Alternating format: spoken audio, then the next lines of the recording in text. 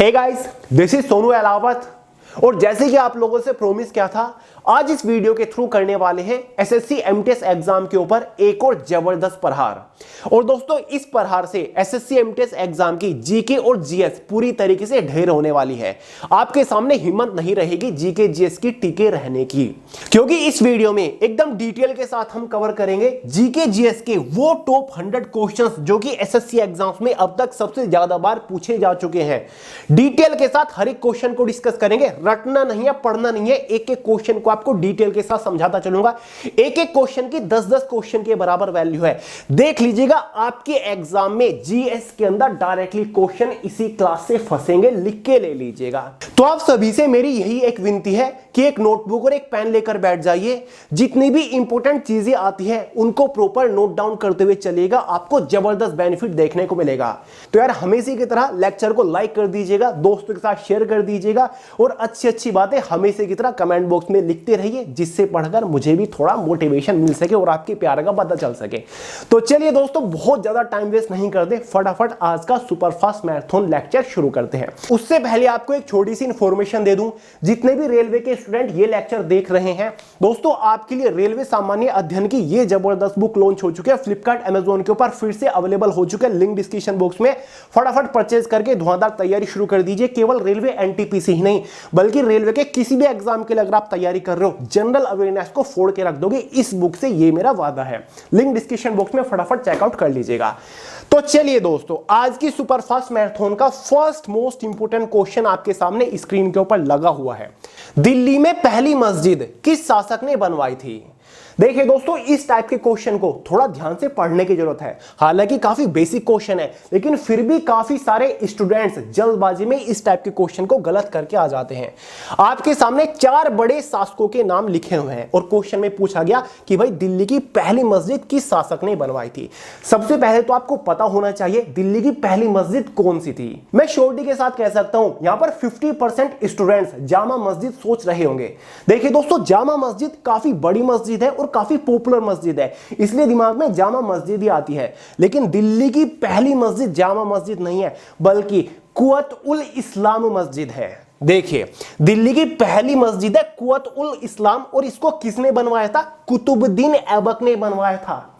दिल्ली सल्तनत का पहला शासक कुतुबुद्दीन ऐबक, स्लेव डायनेस्टी, गुलाम वंश, ममलूक वंश का ये संस्थापक था। मोहम्मद गोरी का ये गुलाम था, तुर्की से आया था और दिल्ली में ममलूक वंश की स्थापना इसने करी थी। ठीक है, तो इसी ने ही 1197 में दिल्ली के राय पिथौरा किले के पास इसका निर्माण करवाया था। और इतना ही नहीं, यह भारत में पहली तुर्क मस्जिद भी थी। अब यहां पर हमने जामा मस्जिद का भी जिक्र किया था। जामा मस्जिद का निर्माण 1644 से हुआ था और 1656 तक इसका काम पूरा हो गया था, और इसको बनवाया था दिल्ली के अंदर शाहजहां ने। ठीक है, शाहजहां जो कि एक मुगल शासक था। अब मुगल साम्राज्य के बारे में अगर हमने बात करी तो उनके शासकों के बारे में भी बात कर लेते हैं, क्योंकि एग्जाम में क्वेश्चन बनते हैं। मुगल साम्राज्य की जो भारत के अंदर स्थापना करी थी वो बाबर ने करी थी। गद्दी पर 1526 में बैठा था और 1530 तक इसने राज किया। उसके बाद उसका बेटा हुमायूं आया, 1530 से 1556 तक इसने राज किया। बीच में हालांकि शेरशाह सूरी ने भी राज करा था 15 साल, लेकिन ये फिर से आ गया था। 1555 से 56 तक इसने राज किया दोबारा।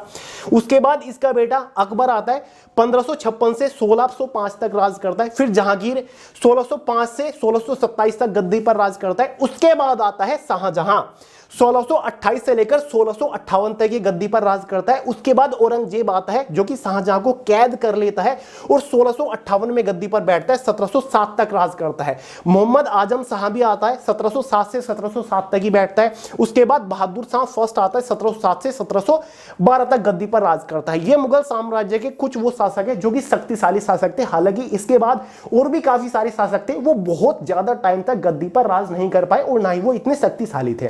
क्लियर है? इतनी चीजें याद रहेगी। एक ही क्वेश्चन में से 4-5 क्वेश्चन निकल के आ जाते हैं, इस चीज का ध्यान रखिएगा। समझ गए? नेक्स्ट है दोस्तों, बुद्ध को बुद्धिमान एवं करुणा का सागर किसमें वर्णित किया गया है? देखिए दोस्तों, महात्मा बुद्ध जी को बुद्धिमान एवं करुणा का सागर कहा गया है। ये 4 कुछ लिटरेचर है, साहित्य है, इनमें से किसमें कहा गया है? महात्मा बुद्ध को बुद्धिमान एवं करुणा का सागर। 4 ऑप्शन आपके पास है। इस क्वेश्चन का सही आंसर हो जाएगा अमरकोश। देखिए दोस्तों, एक अमरकोश है, बौद्ध धर्म के बारे में, इतिहास के बारे में काफी सारी चीजें इसमें लिखी गई हैं। तो इसी में ही बुद्धिमान एवं करुणा का सागर महात्मा बुद्ध को कहा गया है। अमरकोश के 4000 नाम है, लेकिन इसका जो ओरिजिनल नाम है ना, वो है नाम लिंगानुशासन। नाम लिंगानुशासन अमरकोश का ओरिजिनल नाम है, रियल नेम है। इसको किसने लिखा है? अमर सिंह ने लिखा है। प्राचीन भारतीय विद्वान अमर सिंह द्वारा रचित संस्कृत का एक शब्दकोश है। अमरकोश संस्कृत का एक शब्दकोश है। बुद्ध को ज्ञान और करुणा के सागर के रूप में सहारा गया है अमरकोश में। वहीं पर अगर हम बात करें द लाइट ऑफ एशिया, ठीक है, जो कि एक साहित्य लिटरेचर है, इसको किसने लिखा है? सर एडविन आर्नोल्ड ने लिखा है 1879 में, ठीक है, जो कि एक यूके के बहुत बड़े लिटरेचर थे, साहित्यकार थे। महात्मा बुद्ध के बारे में इन्होंने इस किताब को लिखा है और द लाइट ऑफ एशिया की संज्ञा दी है महात्मा बुद्ध को। किसने? सर एडविन आर्नोल्ड ने। याद रहेगा, यह बुक कब पब्लिश की गई थी? 1879 में। साथ ही दोस्तों बुद्ध चरित्र भी है। बुद्ध चरित्र किसने लिखी है? अश्वघोष ने लिखी है, एक लिटरेचर विद्वान थे, इन्होंने बुद्ध चरित्र लिखे है, जो कि मतलब जो महात्मा बुद्ध का चाइल्डहुड था ना, उनके जन्म की बातें वो इसमें लिखी है। साथ ही जातक कथा भी है एक, इसमें बौद्ध धर्म के बारे में काफी सारी चीजें लिखी हुई हैं। ये किसने लिखी है? जो बौद्ध धर्म के फॉलोवर थे ना, बौद्ध धर्म को अपनाया था जिन्होंने, उन्होंने बहुत सारी पोयम कविताएं लिखी थी और उनका कंपाइलेशन है जातक कथा। सारी चीजें क्लियर हो गई, मैंने आपको सारी चीजें बता दी, उम्मीद करता हूं डाउट्स क्लियर हो गए होंगे। नेक्स्ट है न्यूटन के पहले सिद्धांत, न्यूटन फर्स्ट लॉ को यह भी कहते हैं। फर्स्ट लॉ ऑफ न्यूटन तो आपको पता ही है क्या होता है। उसको दूसरा किस नाम से जाना जाता है? उसको भाई जड़ता का सिद्धांत भी कहा जाता है, मतलब प्रिंसिपल ऑफ इनर्शिया, फिर लॉ ऑफ इनर्शिया। अब सवाल उठता है कि न्यूटन फर्स्ट लॉ है क्या? न्यूटन फर्स्ट लॉ कहता है कि कोई भी ऑब्जेक्ट तब तक रेस्ट यानी कि विराम अवस्था में रहेगा जब तक उसके ऊपर कोई बाहरी फोर्स, बाहरी दाब नहीं लगता। ठीक है, कोई भी ऑब्जेक्ट है स्थिर है, ठीक है, विराम अवस्था में, जब तक उसके ऊपर फोर्स नहीं लगाया जाएगा वो मतलब चलेगा नहीं, मतलब एक्टिविटी नहीं करेगा। ठीक है, तो यही है न्यूटन फर्स्ट लॉ का लॉ कहता है। अब न्यूटन सेकंड लॉ भी यहीं पर पढ़ लेते हैं। न्यूटन सेकंड लॉ की सिंपल सी डेफिनेशन है, force is equal to mass into acceleration. ठीक है, ये है, यानी कि फोर्स किसके बराबर है? किसी भी ऑब्जेक्ट के मास और एक्सेलरेशन का गुणनफल है फोर्स। ये है Newton second law. Newton third law कहता है every action is equal and opposite reaction, यानी कि जो भी एक्शन हो रहा है इक्वल और अपोजिट रिएक्शन उस पे लगता है। फॉर एग्जांपल कोई भी रॉकेट है, जाएगा ऊपर की तरफ, यानी कि फोर्स वो नीचे की तरफ भी लगाएगा। आप किसी भी बंदूक से बुलेट फायर करोगे, फायर करते ही बुलेट आगे जा रही है लेकिन उसका फोर्स आपको धक्का पीछे भी लगेगा। बस में बैठे रहते हो, बस अचानक से चलती है, फोर्स कहां पर लगता है? पीछे लगता है, बस आगे जा रही होती है। तो यही है न्यूटन का थर्ड लॉ। मैंने आपको तीनों लॉ बता दी है अच्छे से। डेफिनेशन न्यूटन फर्स्ट लॉ की यहां पर लिखी हुई है, जिसको लॉ ऑफ इनर्शिया भी कहा जाता है। 4 है हेमेटाइट किसका अयस्क है? जो हेमेटाइट है एक पदार्थ है, ये किसका ओर है? ठीक है, तो भाई हेमेटाइट सीधा सीधा लोहे का ओर है, लोहे का एक अयस्क है। हेमेटाइट से ही हम लोहा आयरन प्राप्त कर सकते हैं, एक्सट्रैक्ट करके लोहा निकालते हैं हेमेटाइट से ही। ठीक है, हेमेटाइट को आयरन ऑक्साइड भी बोलते हैं। इसका फॉर्मूला होता है Fe2O3। Fe2O3 हेमेटाइट का फॉर्मूला है। हेमेटाइट लोहे का अयस्क होता है। यह गहरे लाल रंग की एक चट्टान होती है जिससे हमें लोहा मिलता है। गहरे लाल रंग की एक चट्टान होती है जिसको हम रिफाइन करते हैं, जिसको हम एक्सट्रैक्ट करते हैं, उससे हमें आयरन प्राप्त होता है। तो समझ गए हेमेटाइट क्या होता है, बहुत बार पूछा गया है। नंबर 5, निम्न में से किसका निर्माण अकबर ने करवाया था? ठीक है, 4 चीजें हैं, इन चारों में से अकबर ने, मुगल शासक अकबर ने किसका निर्माण करवाया था? सही आंसर हो जाएगा ऑप्शन ए, बुलंद दरवाजा। बेसिक सा है, फतेहपुर सीकरी में, ठीक है, आगरा में जो जामा मस्जिद है, ठीक है, उसका जो मेन गेट है ना, ठीक है, वही बुलंद दरवाजा है। ठीक है, इसका निर्माण किसने करवाया? अकबर ने करवाया था। इसको डोर ऑफ विक्ट्री भी बोला जाता है। अकबर ने जब गुजरात के ऊपर फतेह हासिल करी थी ना, उसकी खुशी में बुलंद दरवाजे का निर्माण करवाया था। क्लियर है, 1575 में। कब? 1575 में मुगल शासक ने करवाया था। ठीक है, जामा मस्जिद का ये गेट है, मेन गेट है, आगरा से 43 किलोमीटर की दूरी पर है ये, और ये दुनिया का सबसे ऊंचा गेट भी है। क्लियर है, उसके बाद बात आती है जामा मस्जिद की। जामा मस्जिद का निर्माण शाहजहां ने करवाया था 1656 में, इसका निर्माण पूरा हो गया था। अभी अभी मैंने आपको इसके बारे में बताया था। कुतुब मीनार के बारे में अगर हम बात करें, इसका निर्माण कुतुबुद्दीन ऐबक ने शुरू करवाया था 1192 में, ठीक है। 1210 में कुतुबुद्दीन ऐबक की मृत्यु हो गई थी पोलो खेलते हुए। उसके बाद इल्तुतमिश ने उसका निर्माण कार्य पूरा करवाया, लेकिन उसके ऊपर की जो 2 मंजिलें थी वो उसके बाद 1368 में फिरोज शाह तुगलक ने पूरा करवाया था, ऊपर की 2 मंजिलें। क्लियर है। ताजमहल आपको पता ही होगा 1631 में ताजमहल का निर्माण कार्य शुरू हुआ था और 1648 तक इसका निर्माण कार्य चला था। शाहजहां ने आगरा में इसको बनवाया था। चारों के चारों कवर करा दिए, महत्वपूर्ण है। उम्मीद करता हूं नोट आपने कर लिए होंगे। नोट्स बनाए कि नहीं? नोट करिए एक एक चीजें। और लाइक रेट इतना कम क्यों है? इतने सारे लोग देख रहे हैं। लाइक यार करिए प्लीज, ज्यादा से ज्यादा लाइक करिए, ठीक है, ताकि मुझे भी मोटिवेशन मिलता रहे, ठीक है। आपका प्यार लाइक और कमेंट में ही दिखता है सबसे ज्यादा। फटाफट लाइक करिए, अभी तो बहुत चीजें बाकी है। 6, निम्न में से कौन सी हास्य गैस के रूप में जानी जाती है? हास्य गैस मतलब लाफिंग गैस। 4 ऑप्शन आपके पास है। इन चारों में से लाफिंग गैस किसको बोला जाता है? लाफिंग गैस होती है दोस्तों N2O। इसको क्या बोलते हैं? Nitrous oxide. Nitrous oxide note करिए। लाफिंग गैस को नाइट्रस ऑक्साइड भी बोला जाता है और इसका जो फॉर्मूला है वो N2O है। नोट करिए इस चीज को। यानी कि ये ऐसी गैस है, अगर किसी रूम के अंदर इसको रिलीज कर दिया जाए तो आपको हंसी आती रहेगी। इसको बोलते हैं नाइट्रस ऑक्साइड। दूसरा, टाइटन दूसरा सबसे बड़ा प्राकृतिक उपग्रह है। टाइटन उपग्रह यानी कि किसी भी ग्रह का जो मून होता है ना, जैसे कि मतलब पृथ्वी है, इसका एक मून कौन सा है? चंद्रमा है, ठीक है, उसको बोलते हैं नेचुरल सैटेलाइट। तो भाई ये एक उपग्रह है। पृथ्वी का उपग्रह कौन सा है? चंद्रमा। तो ये पूछ रहा है कि टाइटन जो दूसरा सबसे बड़ा प्राकृतिक उपग्रह है, ये कौन से ग्रह का उपग्रह है? ठीक है, मतलब अर्थ का है, मार्स का है, जुपिटर का है, सैटर्न का, नेपच्यून का, किसका है? तो टाइटन जो उपग्रह है ना दोस्तों, ये शनि ग्रह मतलब सैटर्न का एक उपग्रह है, ठीक है, और ये दूसरा सबसे बड़ा उपग्रह है। अब आप पूछोगे कि भैया पहला सबसे बड़ा उपग्रह कौन सा है? गैनीमेड। देखिए दोस्तों, गैनीमेड ब्रह्मांड का सबसे बड़ा उपग्रह, हमारे सोलर सिस्टम का सबसे बड़ा उपग्रह गैनीमेड है। और ये जुपिटर का एक उपग्रह है गैनीमेड, जिसका डायमीटर 5268 किलोमीटर है, जो कि ठीक है, which is larger than the planet mercury. यानी कि मरकरी से बड़ा है ये गैनीमेड उपग्रह, मरकरी से बड़ा है। 2.4 टाइम्स स्मॉलर देन अर्थ, लेकिन अर्थ से छोटा 2.4, यानी कि 2.4 गुना अर्थ से छोटा है, लेकिन मरकरी से बड़ा है। तो सबसे बड़ा जो उपग्रह है वो गैनीमेड है, जुपिटर के उपग्रह। इसकी खोज किसने करी थी? गैलीलियो ने इसकी खोज करी थी 1610 में। जुपिटर के उपग्रह गैनीमेड की खोज गैलीलियो ने करी थी 1610 में। इस चीज को नोट करिए। एग्जाम में कई बार एक क्वेश्चन भी पूछ लिया जाता है कि सबसे ज्यादा उपग्रह कौन से ग्रह के पास है। तो फिलहाल की रिसर्च के अकॉर्डिंग, नासा की एक रिपोर्ट के अकॉर्डिंग, सबसे ज्यादा उपग्रह सैटर्न के पास है। कितने हैं? लगभग 146 उपग्रह सैटर्न के पास है। दूसरे नंबर पर जुपिटर आता है, ठीक है, जुपिटर, जिसके पास अब तक काउंट करे गए 95 उपग्रह। जुलाई 2024 तक की रिपोर्ट है। जुपिटर दूसरे नंबर पर आता है उपग्रह के मामले में, सैटर्न नंबर 1 पर आता है। 146 इसके पास है और 95 जुपिटर के पास है। पहले कभी जुपिटर आगे था। नेक्स्ट है, भारत के संविधान में मौलिक कर्तव्यों का किस वर्ष सम्मिलित किया गया?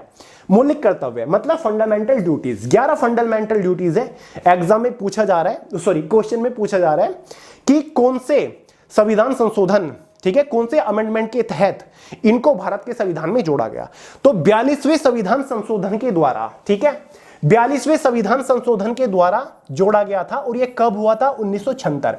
भारत के संविधान में 1976 में 42वां संशोधन किया गया, जिसके तहत भारत के संविधान में 11 मौलिक कर्तव्यों को जोड़ा गया। संविधान के भाग 4 में अनुच्छेद 51 के में मौलिक कर्तव्यों के बारे में हमें जानकारी मिलती है। एग्जाम में पूछा जाता है कि मौलिक कर्तव्यों के बारे में कौन से अनुच्छेद में हमें प्रावधान मिलता है? तो 51A संविधान के भाग 4 यानी कि पार्ट 4 में हमें मौलिक कर्तव्यों के बारे में जानकारी मिलती है। 42वां संशोधन हुआ था 1976 में। क्लियर है? इंपोर्टेंट क्वेश्चन है बहुत ही ज्यादा।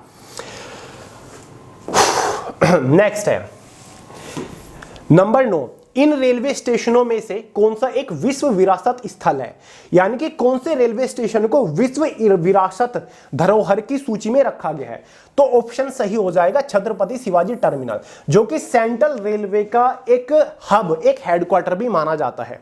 अब देखिए दोस्तों, किसी भी स्थल को विश्व विरासत स्थल में क्यों शामिल किया जाता है और कौन उसको शामिल करता है? देखिए दोस्तों, यूनेस्को एक ऑर्गेनाइजेशन है जिसकी फुल फॉर्म होती है united nation educational scientific and cultural organization. Note करिए अभी के अभी। ये है क्या? Is a specialized agency of the united nation की एक एजेंसी है with the aim to promoting world peace, यानी कि वर्ल्ड के अंदर पीस प्रमोट करने का काम होता है security through international corporation in education, art and science and culture. Sanskrit को बचाने के लिए इसका काम होता है। यूनेस्को का जो गठन हुआ था 16 नवंबर 1945 में लंदन यूनाइटेड किंगडम के अंदर हुआ था। काफी सारे देशों ने मिलकर इसका गठन किया था। हेडक्वार्टर इसका पेरिस फ्रांस के अंदर है। लगभग 190 प्लस देश इसके सदस्य हैं। क्लियर है? महाराष्ट्र के मुंबई में स्थित छत्रपति शिवाजी महाराज टर्मिनल CSMT एक ऐतिहासिक रेलवे स्टेशन और यूनेस्को विश्व धरोहर स्थल है जो सेंट्रल रेलवे के मुख्यालय के रूप में कार्य करता है। तो समझ आ गया, किसी रेलवे स्टेशन की बात हो रही है तो छत्रपति शिवाजी जो कि मुंबई के अंदर है, यूनेस्को की विश्व विरासत धरोहर स्थल में इसको शामिल किया गया है। यानी कि इसको बचाए रखने का जो काम है ना, अब यूनेस्को का होगा। ठीक है, यूनेस्को इसका ध्यान रखेगा एक तरीके से। नंबर 10, हल्दी घाटी का युद्ध अकबर व राणा प्रताप के बीच कब हुआ? हल्दी घाटी के युद्ध के बारे में पूछा जा रहा है। सबसे ज्यादा एक्सेप्शनल जो क्वेश्चंस बनते हैं इसी से बनते हैं। कहीं पर कहा गया कि हल्दी घाटी के युद्ध में अकबर की जीत हुई थी, कहीं पर कहा गया है कि राणा प्रताप की हुई थी, लेकिन इस युद्ध का कोई भी रिजल्ट नहीं निकला था। ठीक है, ये ऐसे ही बंद हो गया था, इसका कोई रिजल्ट नहीं निकला था। हाँ, छोटी सी जीत कह सकते हैं कि अकबर ने ले ली थी, कुछ इलाके अपने अंडर ले लिए थे, लेकिन फिर बाद में राणा प्रताप ने उनको छुड़ा लिया था। जो सोचा था अकबर ने वो नहीं कर पाया था। कड़ी टक्कर दी थी इसमें राणा प्रताप ने। तो हल्दी घाटी का जो युद्ध हुआ था एग्जैक्टली 18 जून 1576 में, 18 जून 1576 में हुआ था। अकबर की तरफ से, ठीक है, उसका एक सेना नायक था मान सिंह, ठीक है, जो कि आमेर का राजा था। आमेर का जो राजा था, राजा मान सिंह, उसने अकबर की सेना का नेतृत्व किया था और 1 लाख लोगों की सेना लेकर वो गया था और सामने 20,000 सेना के साथ राणा प्रताप खड़ा था। इस युद्ध के बाद अकबर की 70,000 जो सैनिक थे उनकी मौत हो गई थी। ठीक है, और 20,000 में से 9,000 सैनिकों की मौत राणा प्रताप की सेना में से हुई थी, यानी कि अकबर की आधे से ज्यादा सेना खत्म हो गई थी इस युद्ध में। देखिए, हल्दी घाटी का युद्ध 18 जून 1576 को मेवाड़ के महाराणा प्रताप का समर्थन करने वाले घुड़सवारों और धनुधारियों और मुगल सम्राट अकबर की सेना के बीच लड़ा गया था, जिसका नेतृत्व आमेर के राजा मान सिंह प्रथम ने किया था। ठीक है, तो ये सब कुछ था। तो इसका कोई निष्कर्ष नहीं निकला था इस युद्ध का, लेकिन युद्ध काफी भयंकर था क्योंकि एक तरफ 1 लाख की सेना थी, दूसरी तरफ 20,000 की सेना थी। राणा प्रताप ने बहुत भयंकर टक्कर दी थी इस युद्ध में। तो हल्दी घाटी का युद्ध 1576 में एग्जैक्टली 18 जून। एलईडी का पूर्ण रूप क्या है? एलईडी की फुल फॉर्म यहां पर पूछ रहे हैं, light emitting diode. Light emitting diode LED का पूर्ण रूप होता है, इसकी फुल फॉर्म होती है 1 मेगाबाइट। 1 MB किसके बराबर होती है? बेसिक सा क्वेश्चन है। 1 MB किसके बराबर होती है? 1000 KB के बराबर होती है। देखिए दोस्तों, एक होता है 1 TB, ठीक है, 1 TB होती है 1024 GB के बराबर। 1 GB जो होती है वो होती है 1024 MB के बराबर। 1 MB के बराबर होती है, जो क्वेश्चन में पूछा जा रहा है 1024 KB यानी कि किलोबाइट। अब दोस्तों 1 किलोबाइट के बराबर होती है 1024 बाइट, ठीक है, BYTE। और दोस्तों एक बाइट के बराबर क्या होता है? 1 बाइट के बराबर होती है 8 बिट्स, ठीक है, या फिर हाफ निबल भी इसको बोल सकते हैं, क्योंकि दोस्तों 1 निबल भी होता है, एक और फॉर्म होती है 1 निबल बराबर 4 बिट्स, ठीक है, 1 निबल बराबर 4 बिट्स। तो भाई ये सारी की सारी मेजरमेंट है, इनको अच्छे से नोट कर लीजिएगा, लर्न कर लीजिएगा। एग्जाम में कुछ भी पूछा जा सकता है, भले ही क्वेश्चन 1 MB के बराबर पूछा जा रहा है, जो कि मैंने आपको बता दिया 1024 KB होता है, लेकिन 1 निबल भी पूछा जा सकता है, उसके बराबर 4 बाइट होता है, 1 बाइट के बराबर 8 बिट्स होता है। तो ये सारी फॉर्मेशन होती है, इसको नोट करिए। किसी मनुष्य के मूत्र यानी कि यूरिन में अपशिष्ट उत्पाद के रूप में क्या पाया जाता है, ठीक है। तो अपशिष्ट जो होता है, वेस्ट जो होता है, वो होता है यूरिक एसिड, ठीक है। ह्यूमन यूरिन के अंदर यूरिक एसिड की सबसे अधिक मात्रा पाई जाती है। नेक्स्ट है, भारतीय संविधान के रचयिता किसको माना जाता है? महत्वपूर्ण क्वेश्चन। भारतीय संविधान, इसके रचयिता किनको माना जाता है? महत्वपूर्ण क्वेश्चन है बहुत ज्यादा। देखिए दोस्तों, भारतीय संविधान के रचयिता डॉक्टर भीमराव अंबेडकर जी को माना जाता है, क्योंकि दोस्तों संविधान का जो मसौदा तैयार किया था, संविधान का जो फॉर्मेट, संविधान को जो प्रारूप दिया था, वो भीमराव अंबेडकर जी ने ही दिया था। क्योंकि दोस्तों संविधान का मसौदा तैयार करने के लिए आदेश दिए गए कि एक ड्राफ्टिंग कमेटी बनाई जाए, ठीक है। ड्राफ्टिंग कमेटी के जो अध्यक्ष बने भीमराव अंबेडकर जी बने। टोटल 7 सदस्य थे ड्राफ्टिंग कमेटी में, यानी कि संविधान को प्रारूप, एक रूप देने के लिए, फॉर्मेट देने के लिए। वो 7 सदस्य ये थे, अलादी कृष्ण स्वामी अय्यर थे, साथ ही एन गोपाल स्वामी थे, भीमराव अंबेडकर जी जो कि चेयरमैन थे ड्राफ्टिंग कमेटी के, साथ ही दोस्तों के एम मुंशी थे, मोहम्मद शादुल्ला थे, बी एल मित्तर, साथ ही डीपी खेतान, ये 7 सदस्य ड्राफ्टिंग कमेटी के सदस्य थे, जो कि 29 अगस्त 1997 में ड्राफ्टिंग कमेटी बनाई गई थी, ठीक है। ड्राफ्टिंग कमेटी बनाई गई थी। अब देखिए दोस्तों, इंडियन जो कॉन्स्टिट्यूएंट असेंबली थी, उसमें 26 नवंबर 1949 को संविधान को मान लिया गया था, लेकिन फाइनली पब्लिकली जो संविधान अपनाया गया वो 26 जनवरी 1950 में अपनाया गया। वहीं पर कुछ क्वेश्चन ऐसे भी पूछ ले जाते हैं कि नेशनल फ्लैग, भारत का जो झंडा है, वो कब अपनाया गया था?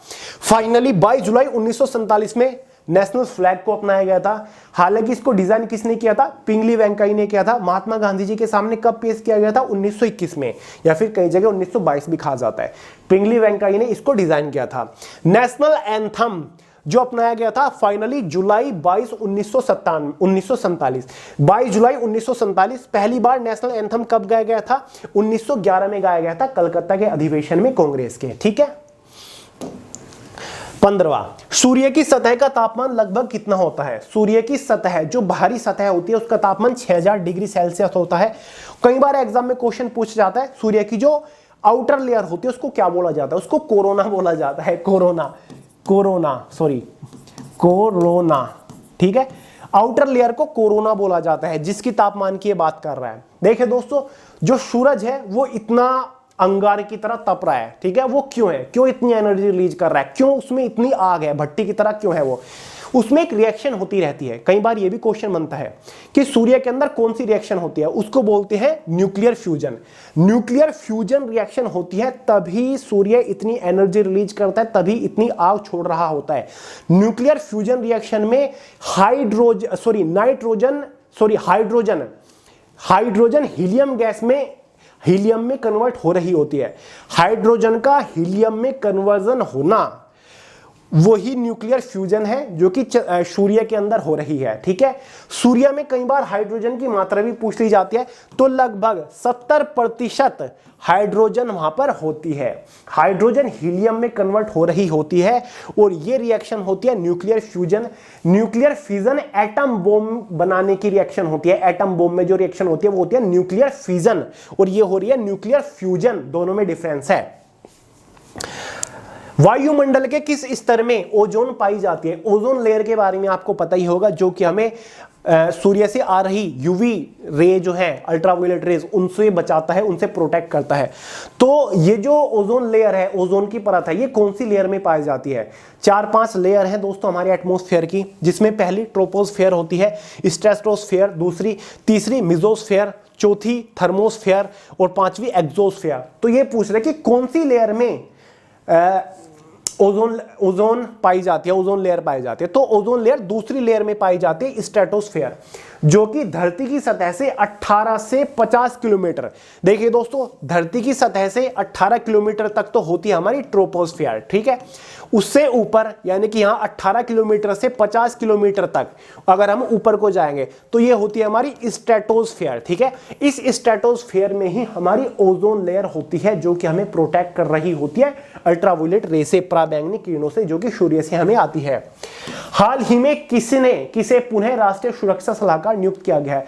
मतलब नेशनल सिक्योरिटी एडवाइजर किसको दोबारा से नियुक्त किया गया है उन्हीं को, सबको पता है अजीत डोभाल जी काफी टाइम से हमारे नेशनल सिक्योरिटी एडवाइजर NSA बने हुए, उनको दोबारा से मोदी सरकार में रीअपॉइंट कर लिया गया है। और पीके मिश्रा भी प्रिंसिपल सेक्रेटरी बने हुए हैं। क्लियर है, 9 जून को ये फाइनली घोषणा की गई थी। निम्नलिखित, तो क्वेश्चन का आंसर अजीत डोभाल है। कहां है अजीत डोभाल जी? NSA हैं ये हमारे। निम्नलिखित में से कौन सा एक जोड़ा सुमेलित नहीं है, मतलब सही नहीं है? पहला है नाथुला पास, ये एक नाथुला दर्रा है जो कि अरुणाचल प्रदेश में, ये तो बिल्कुल सही है। लिफू लेक उत्तराखंड में, ये भी बिल्कुल सही है। रोहतांग हिमाचल प्रदेश में, बिल्कुल सही है।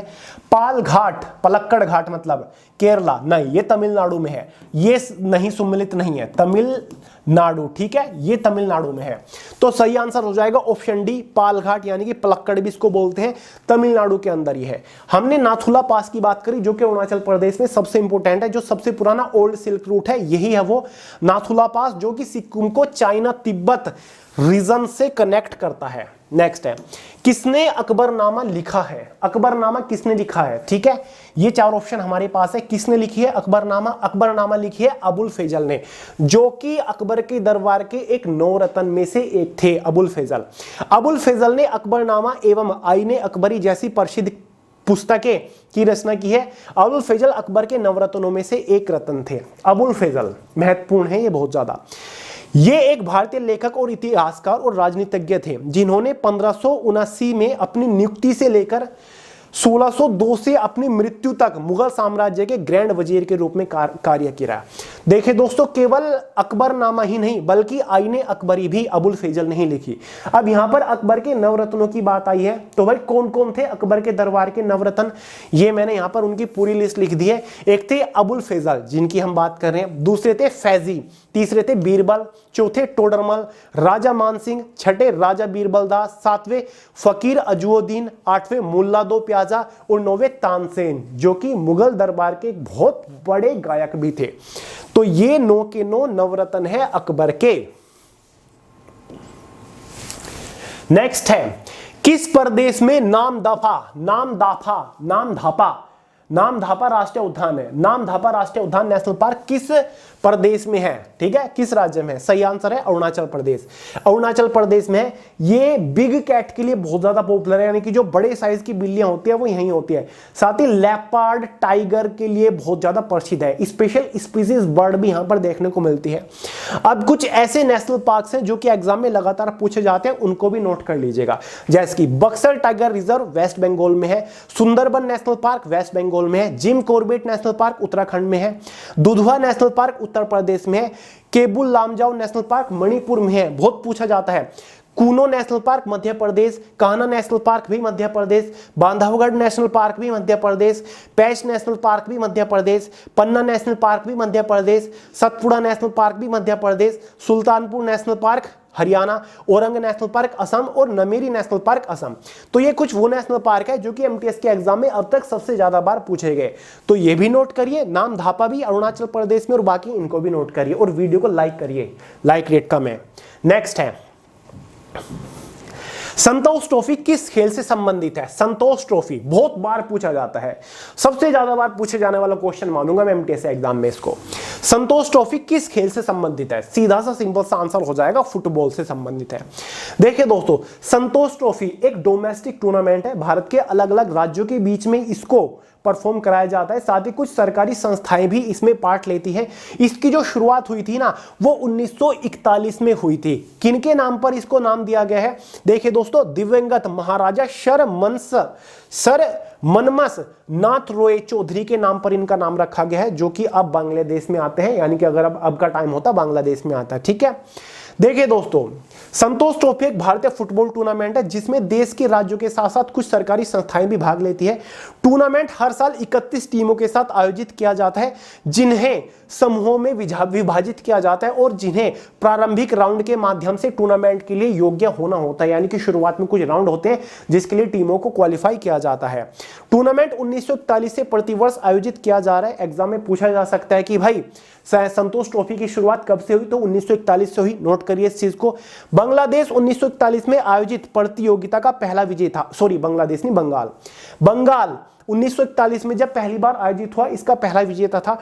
ठीक है। पश्चिम बंगाल ने अब तक 42 बार रिको ट्रॉफी जीती है। सबसे ज्यादा बार जो ट्रॉफी जीती है वो बंगाल ने ही जीती है, 42 बार। हीमोग्लोबिन में क्या होता है? हीमोग्लोबिन में क्या होता है? हीमोग्लोबिन में क्या चीज होती है दोस्तों? हीमोग्लोबिन में सबसे अधिक मात्रा में लोहा यानी कि आयरन पाया जाता है। हीमोग्लोबिन क्या है? A protein in red blood cell. Haemoglobin क्या होता है? रेड ब्लड सेल के अंदर एक प्रोटीन है, ठीक है, जो कि अपने साथ ऑक्सीजन को कैरी करता है, आयरन और ग्लोबिन को कैरी करता है। हीमोग्लोबिन की सिंपल सी डेफिनेशन यह है, रेड ब्लड सेल के अंदर एक प्रोटीन होता है जो कि अपने साथ ऑक्सीजन, आयरन, ग्लोबिन को कंटेन करता है, ठीक है, कैरी करता है। दक्षिणी अमेरिका में निम्नलिखित देशों में से कौन सा क्षेत्रफल में सबसे बड़ा है? ये दोस्तों दक्षिणी अमेरिका के कुछ देशों के नाम हैं। इनमें से क्षेत्रफल की दृष्टि में सबसे बड़ा देश का नाम बताइए। सिंपल सा आंसर है, सी है, ब्राजील सबसे बड़ा देश है, ठीक है, ब्राजील सबसे बड़ा देश है। और दक्षिण अमेरिका के सबसे बड़ा देश तो है इन चारों में से।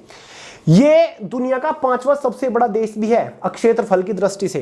ये मैंने टॉप 10 कंट्रीज के नाम लिख दिए जो कि दुनिया के सबसे बड़े देश है क्षेत्रफल की दृष्टि से।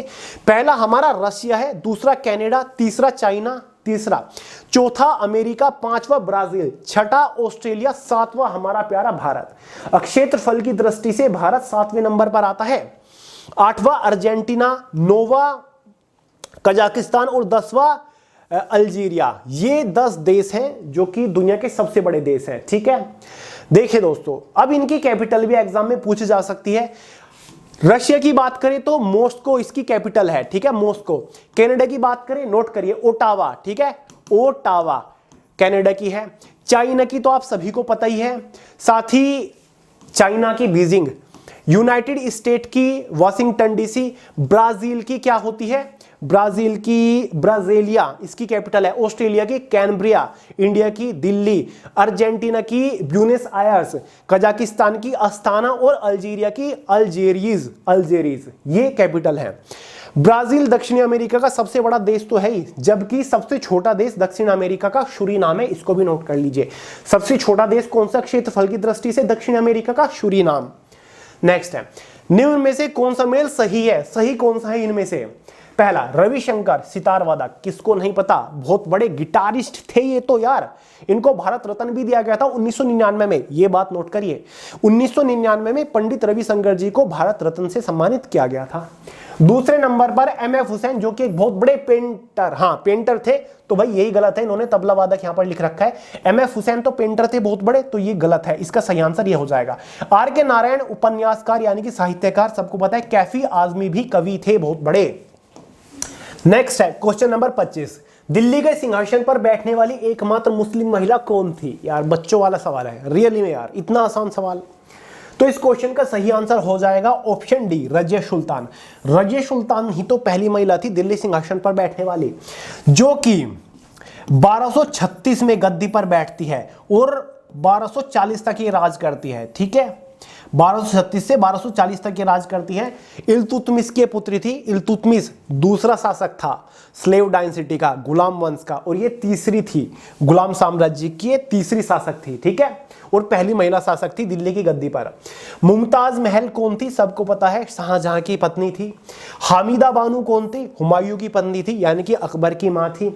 नूर जहां जहांगीर की 20वीं पत्नी थी। ये देखो क्या है, जहांगीर जो कि अकबर का पुत्र था, उसकी पत्नी थी 20वीं नूर जहां। नेक्स्ट है, निम्नलिखित में से किस देश ने सर्वप्रथम महिलाओं को मत अधिकार दिया? तो सिंपल सा आंसर हो जाएगा इसका ऑप्शन ए, न्यूजीलैंड। न्यूजीलैंड ने 19 सितंबर 1893 में महिलाओं को मतदान का अधिकार दे दिया था। देखिए दोस्तों, न्यूजीलैंड 1893 में संसदीय चुनावों में महिलाओं को वोट देने का अधिकार देने वाला दुनिया का पहला स्वशासित देश है। इसके बाद ऑस्ट्रेलिया, फिनलैंड और अन्य देश आते हैं। देखिए दोस्तों, भारत ने तो संविधान लागू होते ही 26 जनवरी 1950 में महिलाओं को मतदान का अधिकार दे दिया था, यानी कि भारत तो महिलाओं पुरुष को एक साथ लेकर चल रहा है शुरुआत से ही। अमेरिका ने 18 अगस्त 1920 में महिलाओं को मतदान का अधिकार दिया था। उसके बाद आइसलैंड ने 19 जून 1915 को मतदान का अधिकार दिया था महिलाओं को। 27 है, भूकंप की तीव्रता का मापन किया जाता है। इनमें से 4 स्केलों के नाम लिखे हुए हैं। किससे भूकंप की तीव्रता का हम पता लगाते हैं कि भाई कितने मैग्नीट्यूड का भूकंप था 4.5, 8 इस तरीके से। तो भाई रिक्टर स्केल की मदद से हम भूकंप की तीव्रता को माप सकते हैं। अब इसमें दोस्तों एक बोनफोर्ट स्केल भी है। बोनफोर्ट स्केल से हम हवा की स्पीड को, हवा के प्रेशर को माप सकते हैं।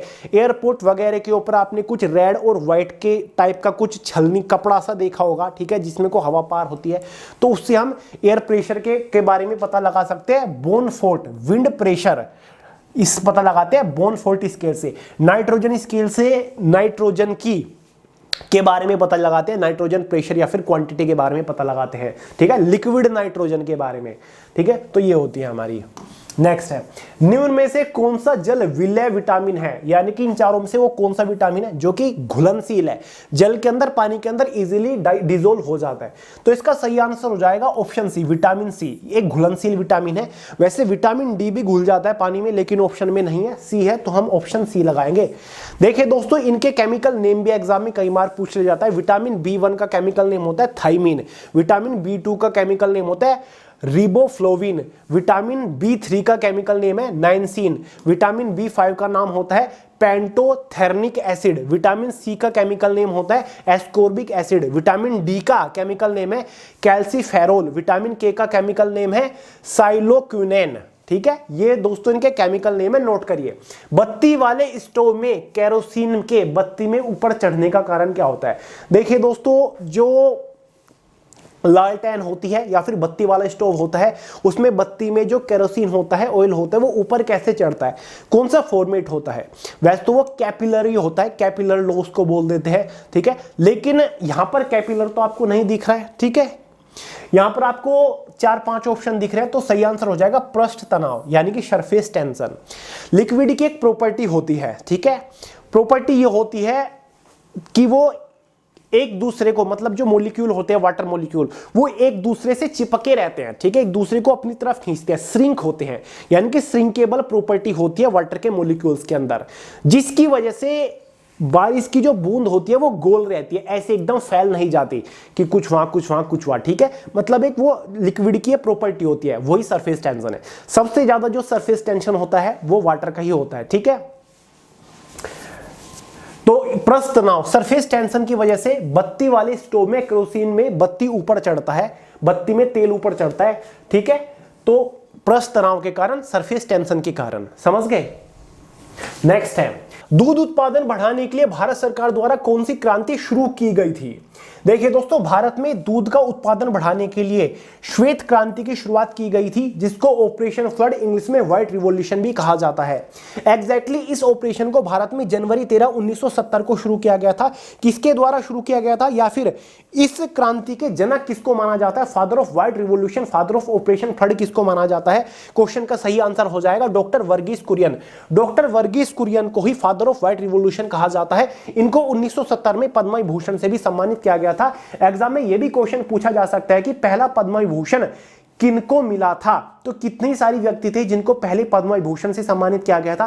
पहला पद्म विभूषण एग्जैक्टली 1954 में दिया गया था, नोट करिए। पहला पद्म विभूषण 1954 में दिया गया था। किन किन को? सत्येंद्रनाथ बोस, नंदलाल बोस, जाकिर हुसैन, भारत के पहले मुस्लिम राष्ट्रपति, बाला साहब गंगाधर खैर, जिग्मे डोरजी और वीके कृष्ण मेनन, इनको पहले पद्म विभूषण से सम्मानित किया गया था। नेक्स्ट है, हमारे संविधान का कौन सा अनुच्छेद संविधान में संशोधन की प्रक्रिया को निर्धारित करता है? यानी कि भारत का वो कौन सा अनुच्छेद है जिसमें यह प्रावधान मिलता है कि भारत के संविधान में संशोधन किया जा सकता है और इसका प्रोसीजर ये रहेगा। तो इस क्वेश्चन का सही आंसर हो जाएगा ऑप्शन सी, 368। भारत के अनुच्छेद, संविधान के 368 अनुच्छेद में हमें प्रावधान मिलता है कि भारत के संविधान में संशोधन किया जा सकता है, और यह शक्ति केवल संसद के पास है। यानी कि संसद अगर चाहे तो भारत के संविधान में संशोधन कर सकती है किसी भी भाग में। यह हमें प्रावधान मिलता है 368 में। डेफिनेशन देखिए, अनुच्छेद 368 में उल्लेखित है कि भारत की केवल संसद को ही संविधान में संशोधन करने की शक्ति प्रदान है। भारत में संविधान संशोधन की प्रक्रिया दक्षिणी अफ्रीका के संविधान से ग्रहण की गई है। नोट करिए ये चीज, अभी के अभी भारत के संविधान में जो संशोधन करने की प्रक्रिया है ना, ये दक्षिणी अफ्रीका के संविधान से ग्रहण की गई है, उसके संविधान से ली गई है। अब 3 और ऑप्शन हमारे यहां पर भटक रहे हैं, जिसमें से एक है अनुच्छेद 25। अनुच्छेद 25 में क्या कहा गया है? अनुच्छेद 25 हमारा धर्म की स्वतंत्रता है। अनुच्छेद 25 हमारी धर्म उनकी स्वतंत्रता है, जो कि एक फंडामेंटल राइट है हमारा। ठीक है, पता है अनुच्छेद 14 से लेकर अनुच्छेद 32 तक मौलिक अधिकारों के अंडर आते हैं। अनुच्छेद 124 भी है ऑप्शन में। इसमें कहा गया है कि भारत का एक उच्चतम न्यायालय होगा, मतलब एक सर्वोच्च न्यायालय होगा, एक सुप्रीम कोर्ट होगा। सुप्रीम कोर्ट के प्रावधान के बारे में जानकारी हमें 124 में मिलती है। 123 क्या कहता है? अनुच्छेद 123, अनुच्छेद 123 कहता है कि अगर संसद सत्र नहीं चल रहा है, यानी कि अवकाश चल रहा है, फिर भी राष्ट्रपति और गवर्नर यानी कि राज्यपाल अध्यादेश जारी कर सकते हैं। अवकाश के टाइम पर भी, छुट्टी के टाइम पर भी अध्यादेश जारी करने की शक्ति होती है राष्ट्रपति और गवर्नर के पास, अनुच्छेद 123 के तहत। तो सारे के सारे नोट करिए, सारे के सारे महत्वपूर्ण हैं। एक ही क्वेश्चन में से मैंने 4-5 क्वेश्चन निकाल दिए। क्वेश्चन तो केवल अनुच्छेद 368 से रिलेटेड था, बाकी मैंने इन तीनों के बारे में भी बता दिया है और यह भी बताया कि दक्षिण अफ्रीका के संविधान से लिया गया है, संविधान संशोधन में प्रक्रिया को। ठीक है, कितने क्वेश्चन निकल गए? यही तो खेल ऐसा रहा। देखने को 100 क्वेश्चन है, लेकिन ये 1000 के बराबर है। नेक्स्ट है, भारत में एक राज्य का राज्यपाल को नियुक्त करता है। भारत के किसी भी राज्य के राज्यपाल को कौन नियुक्त करता है? तो दोस्तों कौन करता है? राष्ट्रपति द्वारा नियुक्त किया जाता है। भारत में एक राज्य का राज्यपाल राष्ट्रपति द्वारा नियुक्त किया जाता है, राष्ट्रपति के द्वारा नियुक्त किया जाता है। और दोस्तों ये प्रावधान हमें मिलता है आर्टिकल 155, अनुच्छेद 155 में कहा गया है कि किसी भी राज्य के राज्यपाल को नियुक्त करने की पावर केवल और केवल राष्ट्रपति के पास होगी। The governor of a state shall be appointed by the president bye warrant under his hand and seal. Number 33, Kaziranga राष्ट्रीय उद्यान कहां पर स्थित है? एकदम सिंपल सवाल है। काजीरंगा नेशनल पार्क असम राज्य के अंदर स्थित है और ये एक सींग वाले गैंडे के लिए बहुत ज्यादा पॉपुलर है। कुछ पॉपुलर नेशनल पार्क जिनसे रिलेटेड एग्जाम में क्वेश्चन लगातार पूछे गए हैं, जैसे कि सिमलीपाल नेशनल पार्क उड़ीसा के अंदर है, डेजर्ट नेशनल पार्क राजस्थान में है, दचिगम नेशनल पार्क जम्मू कश्मीर में है, मरगुवनी नेशनल पार्क तेलंगाना में है, क्यूबुल लामजाओ नेशनल पार्क मणिपुर में है, black buck national park Gujarat में है, काला हिरन नेशनल पार्क की बात हो रही है, कुनो नेशनल पार्क मध्य प्रदेश में है, गंगोत्री नेशनल पार्क उत्तराखंड में है, वाल्मीकि नेशनल पार्क बिहार में है और बेटला नेशनल पार्क झारखंड में है, पेरियार नेशनल पार्क केरला, मानस नेशनल पार्क जो कि हाथियों के लिए प्रसिद्ध है, ये असम राज्य के अंदर स्थित है। देख रहे हो कितनी सारी चीजें कवर कराई यार आपको। एक क्वेश्चन ये हो गया और 12 क्वेश्चन हो गए, यानी कि एक क्वेश्चन में से 13 क्वेश्चन निकल के आ रहे हैं। अब बताइए यार, करा सकता है कोई ऐसा? तो यार इसीलिए लाइक क्यों नहीं कर रहे हो वीडियो को यार?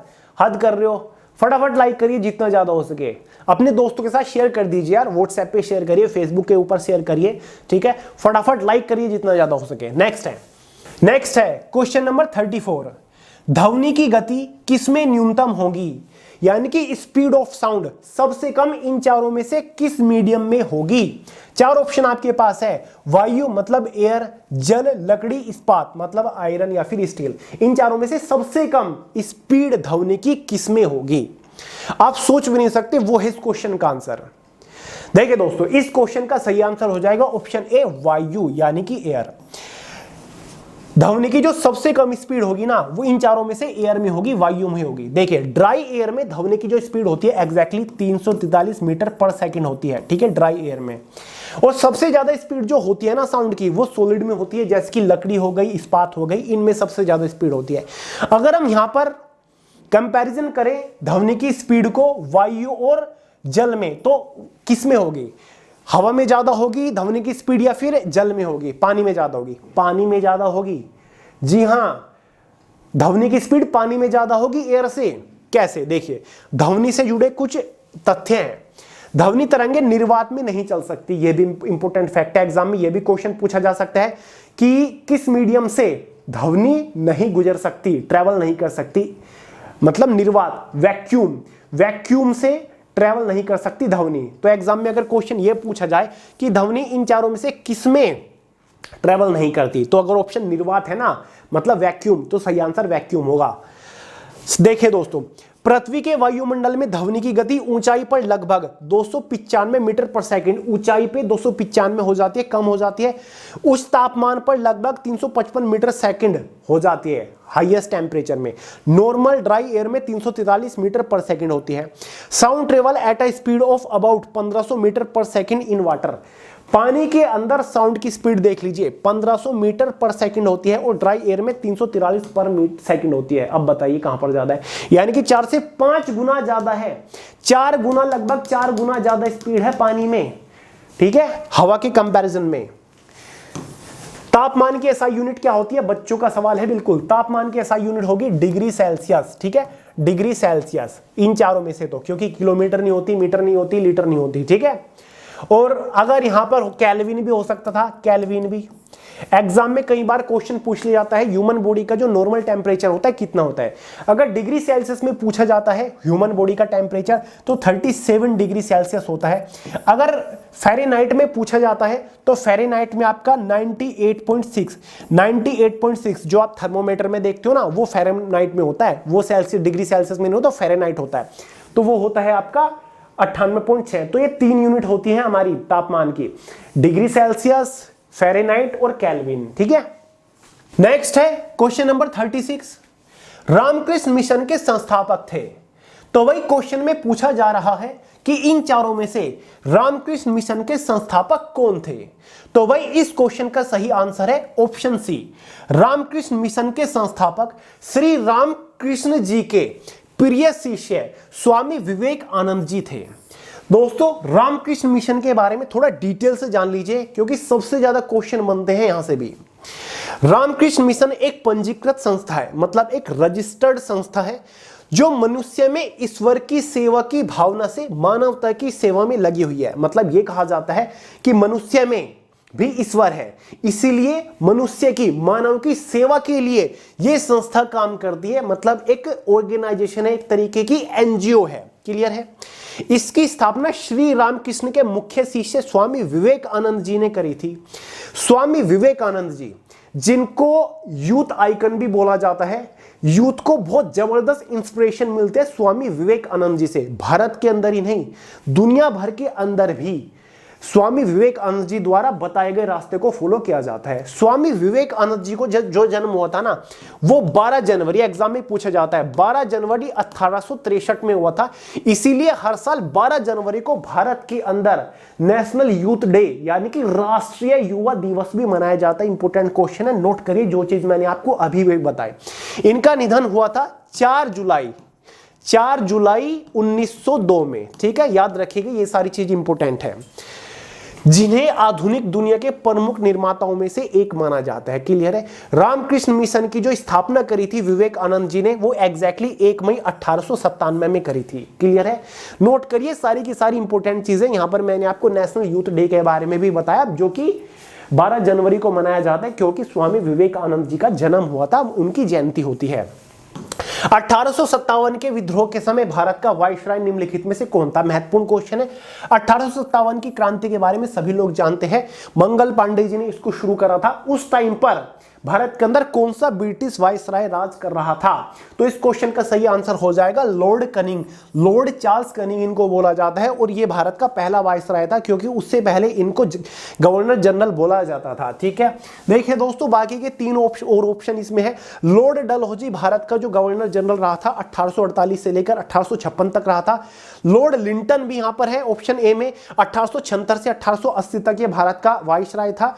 लॉर्ड कनिंग, जिसके बारे में हमने बात करी, 1856 से 1858 के आसपास ये भारत का वाइसराय था। लॉर्ड मिंटो भी ऑप्शन में है, 1797 से 1813 तक ये भारत का वाइसराय बना रहा था।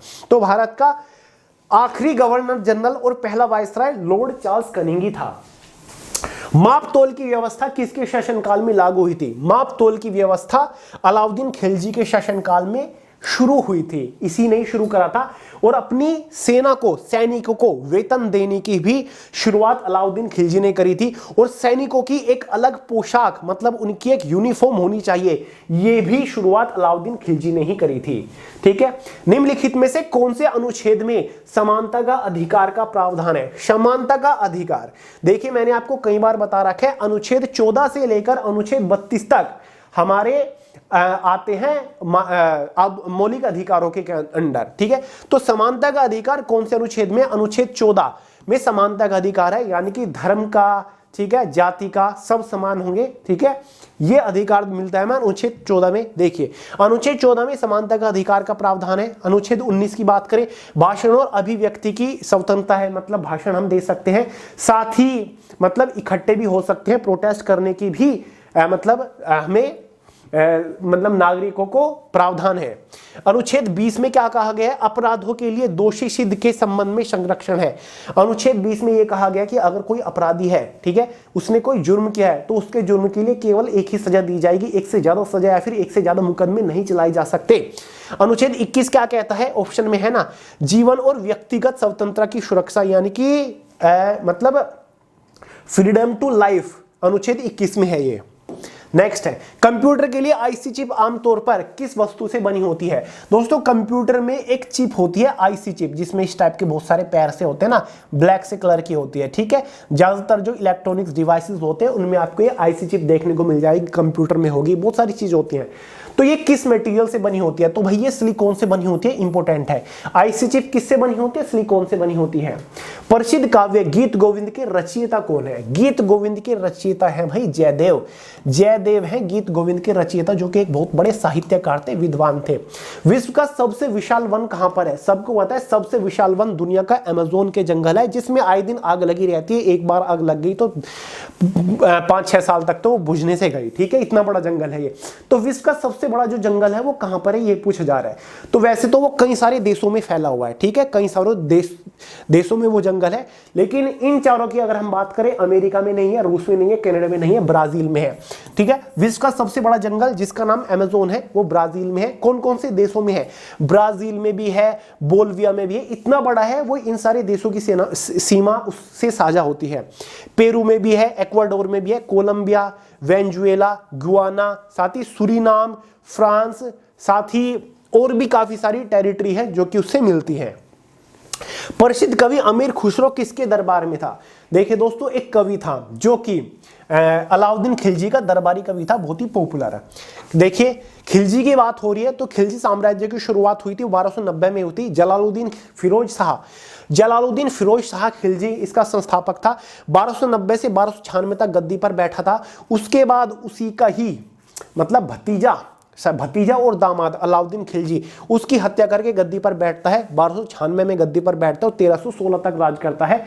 दक्षिणी भारत के ऊपर आक्रमण करने वाला पहला शासक होता है। दक्षिणी भारत के जो काफी सारे राज्य थे उनको अपने कब्जे में ले लेता है, काफी शक्तिशाली शासक बन के उभरता है। उसके बाद कुतुबुद्दीन मुबारक शाह 1316 में गद्दी पर बैठते हैं और 1320 तक ये गद्दी पर राज करता है। महात्मा गांधी के राजनीतिक गुरु कौन थे। देखिए दोस्तों महात्मा गांधी जी जिनका जन्म हुआ था 2 अक्टूबर, ठीक है, 2 अक्टूबर पोरबंदर में इनका जन्म हुआ था, ठीक है, 1869 में इनका जन्म हुआ था, ठीक है। इनका जो निधन हुआ था वो 30 जनवरी 1948 में हुआ था, ठीक है। और भारत में जब आए थे वापस 1915 में आए थे। 1915 में आते ही इन्होंने अपने राजनीतिक गुरु किसको बनाया था, इन्होंने बनाया था गोपाल कृष्ण गोखले।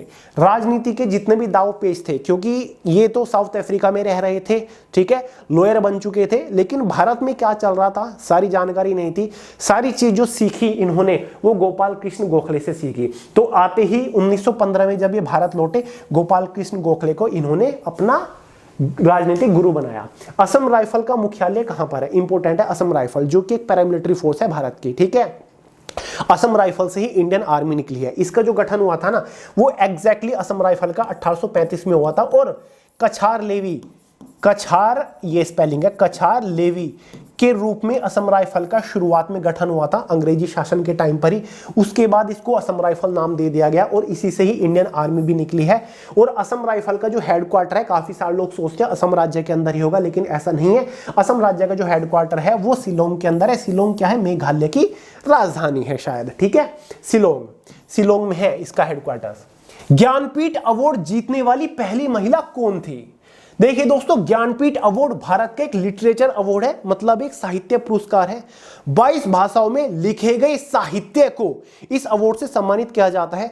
जो सर्वश्रेष्ठ साहित्य होता है ना, हर साल इस अवार्ड से उसे सम्मानित किया जाता है। क्लियर है? क्वेश्चन में पूछा जा रहा है कि ज्ञानपीठ अवार्ड से सम्मानित होने वाली पहली महिला का नाम बताइए। पहले पुरुष का भी बताऊंगा, पहले महिला के बारे में बात करते हैं। तो पहली महिला का नाम है आशा पूर्णा देवी, जिनको 1976 में इस अवार्ड से सम्मानित किया गया, जो कि एक बंगाली नोवेलिस्ट है। इन्होंने एक नोवेल लिखा था प्रथम प्रतिश्रुति, जिसका इंग्लिश में नाम होता है द फर्स्ट प्रॉमिस, जिसके लिए इनको इस अवार्ड से सम्मानित किया गया। ठीक है, तो पहली महिला कौन है ज्ञानपीठ अवार्ड से सम्मानित होने वाली? आशा पूर्णा देवी। ठीक है, 1976 में इस अवार्ड से इनको सम्मानित किया गया। पहले कौन है? पहले व्यक्ति का नाम बताइए जिनको ज्ञानपीठ पुरस्कार से सम्मानित किया गया था। तो पहले है जी शंकर कुरूप। द बैम्बू फ्लूट इनके किताब थी, जिसके लिए इनको 1965 में इस अवार्ड से सम्मानित किया गया। इस अवार्ड की स्थापना 1961 में हुई थी। पहला अवार्ड 1965 में दिया गया। 11 लाख रुपए शायद इस अवार्ड में दिया जाता है। इस अवार्ड को भारतीय जनपीठ के तरफ से दिया जाता है। टोटल अब तक 64 अवार्ड दिए जा चुके हैं। नेक्स्ट है, सिंहासन छीनने के लिए बिंबिसार का वध किसने किया था? देखिए दोस्तों, बिंबिसार हर्यंक साम्राज्य का संस्थापक था, पहला शासक था। मगध की गद्दी पर बैठने वाला पहला शासक बिंबिसार ही था। इसकी हत्या इसके खुद के पुत्र ने करी थी, जिसका नाम था अजातशत्रु, और गद्दी हत्या ली थी। देखिए दोस्तों, बिंबिसार 544 से लेकर 492 बीसी तक गद्दी पर राज करता है। उसके बाद इसका खुद का पुत्र अजातशत्रु इसकी हत्या करता है और गद्दी छीन लेता है। 492 से लेकर 461 बीसी तक वो गद्दी पर राज करता है। उसके बाद इसका खुद का पुत्र उदयन 460 से 444 बीसी तक गद्दी पर राज करता है, अजातशत्रु की हत्या करेंगे। मतलब हर्यंक साम्राज्य में सारे शासक ऐसे हुए थे जो कि अपने पिता की हत्या करके गद्दी पर बैठ रहे थे। 48 सर्वोदय की अवधारणा के संस्थापक कौन थे? सर्वोदय की अवधारणा थी क्या? देखिए दोस्तों, इस वर्ड को जो इजाद किया था ना, इसका इस्तेमाल किया था, वो महात्मा गांधी जी ने किया था। सर्वोदय आंदोलन की शुरुआत महात्मा गांधी जी ने करी थी। सर्वोदय शब्द का इस्तेमाल गांधी जी ने पहली बार साल 1908 में जॉन रस्किन की किताब अनटू द लास्ट के अनुवाद के लिए किया था। गांधी जी ने इस शब्द का इस्तेमाल अपने राजनीतिक दर्शन के लिए किया, जिसमें सभी के लिए सामाजिक और आर्थिक समानता पर जोर दिया गया। सर्वोदय का मतलब है सभी की प्रगति। सर्वोदय का मतलब क्या है? सभी की प्रगति या सार्वभौमिक उत्थान। लेकिन दोस्तों, अगर पूछा जा रहा है कि सर्वोदय जो कॉन्सेप्ट है, इसके संस्थापक कौन थे? ठीक है, इसके जो संस्थापक थे ना, वो विनोबा भावे थे। वैसे ठीक है, विनोबा भावे थे इसके रियल संस्थापक, ओरिजिनल संस्थापक, वास्तविक संस्थापक। विनोबा भावे एक बहुत बड़े सोशल एक्टिविस्ट थे, मानवता के लिए काम कर रहे थे एक तरीके से। ठीक है, तो महात्मा गांधी जी इनको भी दूसरे महात्मा गांधी बोला जाता है। ठीक है, तो इन्होंने ही इसकी शुरुआत करी थी सर्वोदय की, एक तरीके से सर्वोदय कॉन्सेप्ट की, अवधारणा की।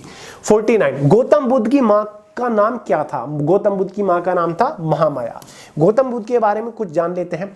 गौतम बुद्ध एक श्रमण थे, जिनकी शिक्षाओं पर बौद्ध धर्म का प्रचलन हुआ।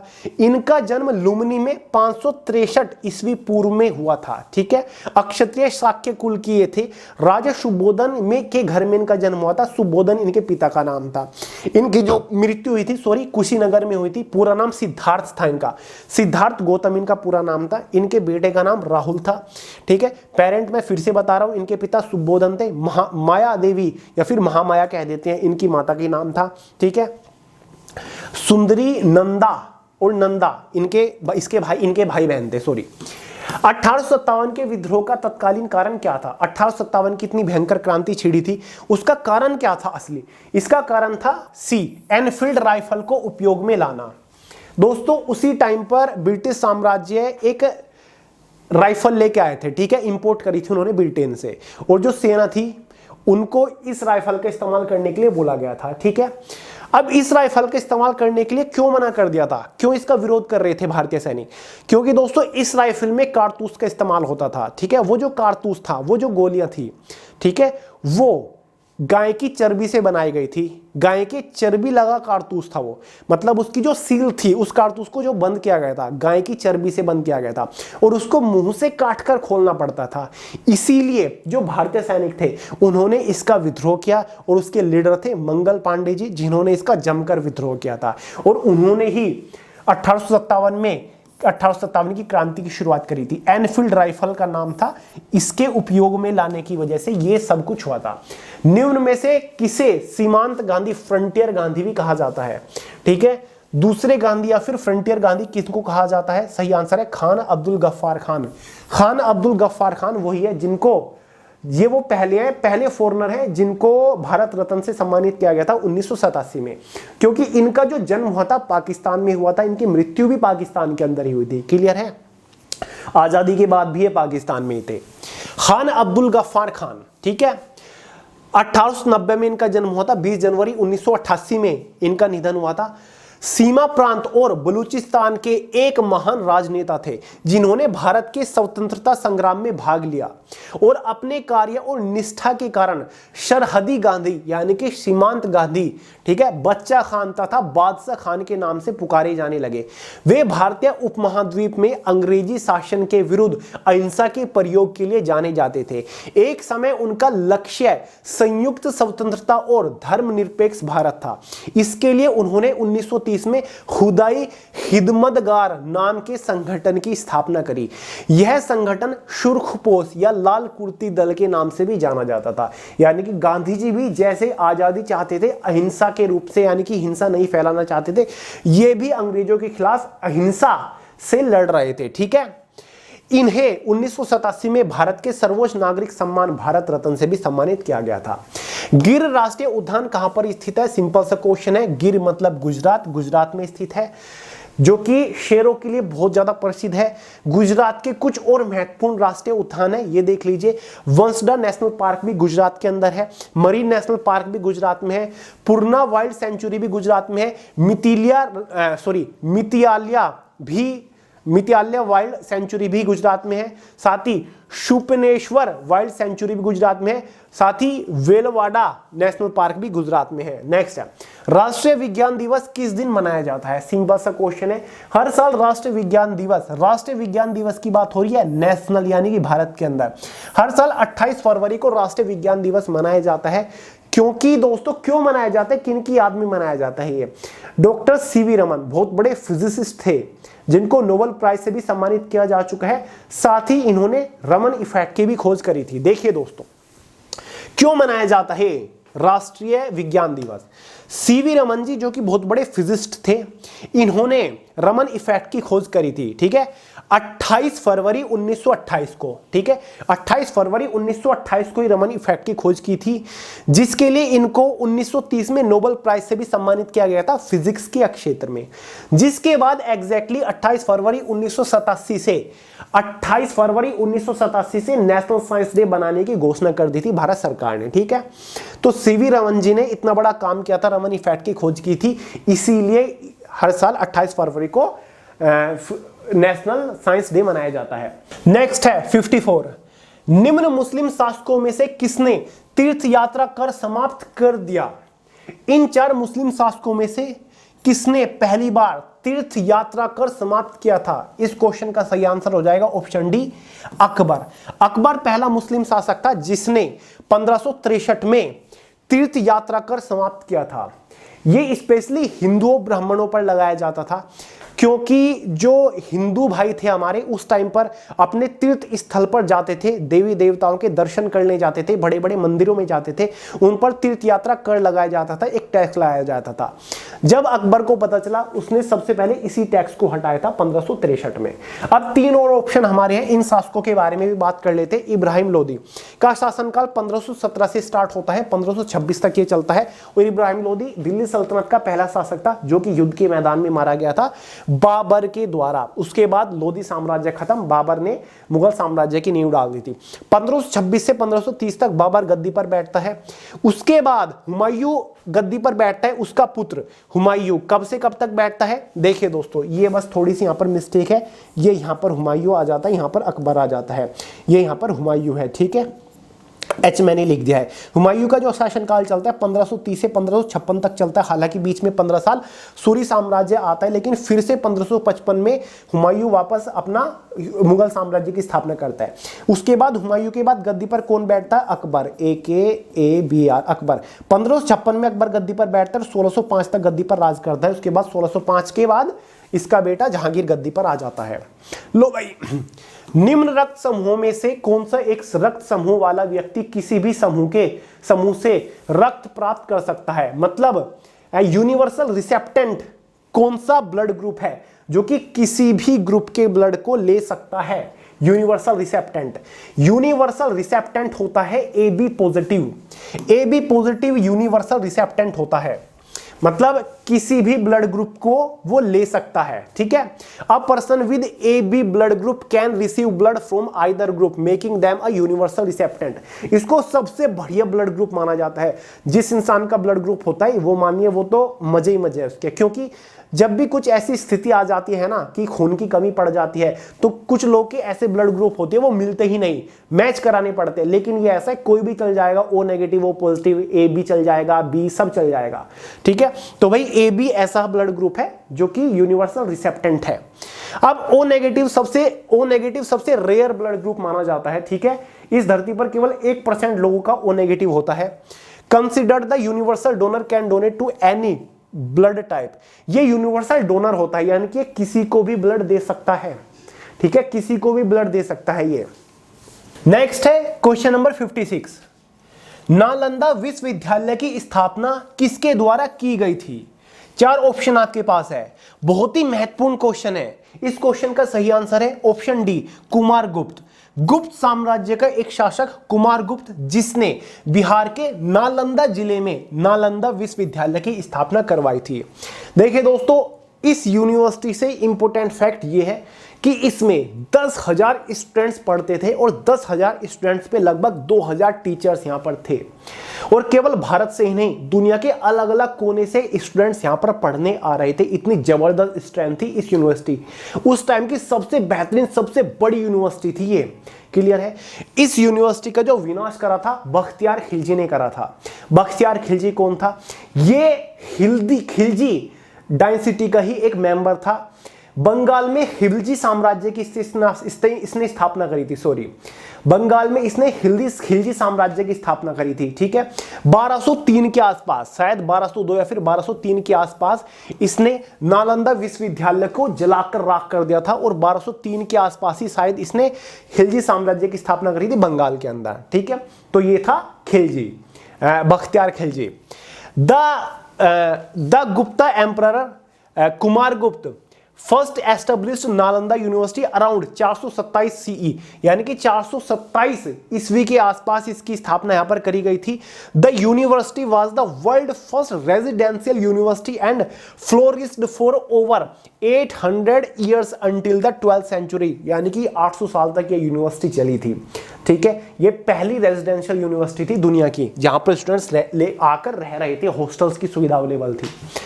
57, कोणार्क का सूर्य मंदिर किस राज्य में स्थित है? सबको पता है कोणार्क का सूर्य मंदिर उड़ीसा राज्य के अंदर स्थित है। भारत के प्रसिद्ध सूर्य मंदिरों में से एक है। इसे काला पगोड़ा भी कहा जाता है क्योंकि यह काले ग्रेनाइट से बना हुआ है। इस मंदिर का निर्माण राजा नरसिंह देव ने करवाया था। यह इंपॉर्टेंट है, इस मंदिर का निर्माण राजा नरसिंह देव ने करवाया था। साल 1984 में यूनेस्को ने इसे विश्व धरोहर स्थल की घोषणा कर दी थी। यूनेस्को तो मैंने बता दिया ना, तो समझ गए। नेक्स्ट है, अनुच्छेद 356 के तहत इमरजेंसी की घोषणा के बाद राज्य का शासन कौन चलाता है? भारत के संविधान में 3 बड़ी इमरजेंसी का प्रावधान हमें मिलता है। एक इमरजेंसी जो होती है वो 352 आर्टिकल में है, अनुच्छेद 352 में है, यानी कि जब कोई भारी आक्रमण भारत के ऊपर हो जाता है, भारी आक्रमण, उस टाइम पर यह इमरजेंसी घोषित करी जाती है भारत के राष्ट्रपति द्वारा। एक इमरजेंसी आती है आर्टिकल 356 में, जिसकी हम बात कर रहे हैं। यहां पर राष्ट्रपति शासन लागू होता है। किसी भी राज्य के अंदर जब सरकार विफल हो जाती है तो उस राज्य के अंदर राष्ट्रपति शासन की घोषणा कर दी थी, किया जाता है। उस टाइम पर राष्ट्रपति के कहने पर जो राज्यपाल होता है राज्य का, वो राज्य की बागडोर संभालता है। देखिए, राज्य का शासन कौन चलाता है इमरजेंसी लागू होने के बाद? राज्यपाल चलाता है, राज्यपाल, ठीक है, राष्ट्रपति के कहने पर, ठीक है। अगर राष्ट्रपति चाहे वो अपने अंडर भी ले सकता है, ठीक है, लेकिन जो किसी भी राज्य का राज्यपाल होता है ना, उसको राष्ट्रपति ही नियुक्त करता है। समझ गए? तो इस क्वेश्चन का आंसर तो हो गया ऑप्शन सी। एक और इमरजेंसी होती है जो कि आर्टिकल 360 में आती है। आर्टिकल 360 में जो है वो वित्तीय आपात है, यानी कि जब कुछ भी जीडीपी जो इकोनॉमिक अर्थव्यवस्था गिर जाती है तो उस टाइम पर नेशनल इमरजेंसी की घोषित करी जाती है, फाइनेंशियल इमरजेंसी होती है, ठीक है। तो ये 3 बड़ी इमरजेंसी है, कौन कौन से अनुच्छेद में आती है नोट करिएगा। अब तक भारत में 3 बार इमरजेंसी लग चुकी है, 2 बार इंदिरा गांधी जी के टाइम पर, 1 बार जवाहरलाल नेहरू जी के टाइम पर, आगे आपको बताऊंगा। निम्नलिखित में से प्राकृतिक रूप से प्राप्त होने वाला सबसे भारी तत्व कौन सा है? यूरेनियम है। आई होप आपको पता होगा। नेक्स्ट है, निम्नलिखित में से कौन सा governor general doctrine of lapse यानी कि हड़प नीति से संबंधित है या फिर चूक व्यवस्था से संबंधित है? हड़प नीति व्यवस्था इसको बोला जाता है, डॉक्ट्रिन ऑफ लैप्सिस इसको इंग्लिश में बोला जाता है। यानी कि उस टाइम पर एक कानून लाया गया था, किसके द्वारा लाया गया था? उस टाइम पर गवर्नर जनरल कौन था? लॉर्ड डलहौजी था। यह कहा गया था कि जो भी रियायतें ब्रिटिश साम्राज्य के अधीन है, अगर उस रियायत का उत्तराधिकारी चुनने में विफल हो जाती है वो रियायत, तो उसको पूर्ण रूप से ब्रिटिश सरकार के अधीन ले लिया जाएगा, यानी कि कंपनी के अधीन ले लिया जाएगा, ठीक है। तो ये हड़प नीति थी जो कि लॉर्ड डलहौजी ने लागू करी थी। ऑप्शन बी इसका सही आंसर है। लॉर्ड कनिंग भारत का पहला वायसराय था 1856 से 1862 तक। लॉर्ड डलहौजी गवर्नर जनरल था 1848 से 1856 तक। लॉर्ड कॉर्नवेलिस 1786 से 1793 तक। लॉर्ड रिप्पन जो यहां पर नाम है उनके बाद में बात कर रहा हूं, 1880 से 1884 तक। निम्नलिखित में से किस भारतीय ने सबसे पहले नोबेल पुरस्कार प्राप्त किया? 4 ऑप्शन आपके पास है, इनमें से कौन से भारतीय को सबसे पहले नोबेल प्राइज से सम्मानित किया गया? सही आंसर हो जाएगा रविन्द्रनाथ टैगोर जी, भारत के बहुत बड़े लिटरेचर थे, लिटरेचर। इनको 1913 में नोबेल प्राइज से सम्मानित किया गया साहित्य के क्षेत्र में। कौन से साहित्य के लिए? गीतांजलि इन्होंने किताब लिखी थी ना, उसके लिए इनको, जो कि मतलब उन्हें उसके लिए, ठीक है, उसके लिए मतलब गीतांजलि के लिए इनको नोबेल प्राइज से सम्मानित किया गया। सीवी रमन जी को 1930 में नोबेल प्राइज से सम्मानित किया। इनके बाद 1979 में मदर टेरेसा को शांति के, पीस के क्षेत्र में नोबेल प्राइज से सम्मानित किया। सीवी रमन जी ने रमन इफेक्ट की खोज करी थी 1928 में, इसलिए उनको सम्मानित किया गया था, और फिजिक्स के क्षेत्र में उनको किया गया था। नेक्स्ट है क्वेश्चन नंबर 62, राष्ट्रीय मानव अधिकार आयोग का अध्यक्ष कौन होता है? क्वेश्चन में पूछा जा रहा है नेशनल ह्यूमन राइट्स कमीशन का चेयरमैन कौन होता है? 4 ऑप्शन आपके पास है, इसका सही आंसर है ऑप्शन डी, भारत का सेवानिवृत्त मुख्य न्यायाधीश, यानी कि जो retired chief justice of India होता है वही चेयरमैन होता है नेशनल ह्यूमन राइट्स कमीशन का, ठीक है। फिलहाल कौन है? अरुण कुमार मिश्रा जी हैं शायद। इसकी एक्सप्लेनेशन आगे चली गई थी, मेरे याद आ गया है, ठीक है, ये रही इसकी एक्सप्लेनेशन। देखिए, Arun Kumar Mishra is former chairperson of national human rights commission of India. He is former जज of supreme court of India, यानी कि ये फॉर्मर जज हैं सुप्रीम कोर्ट के।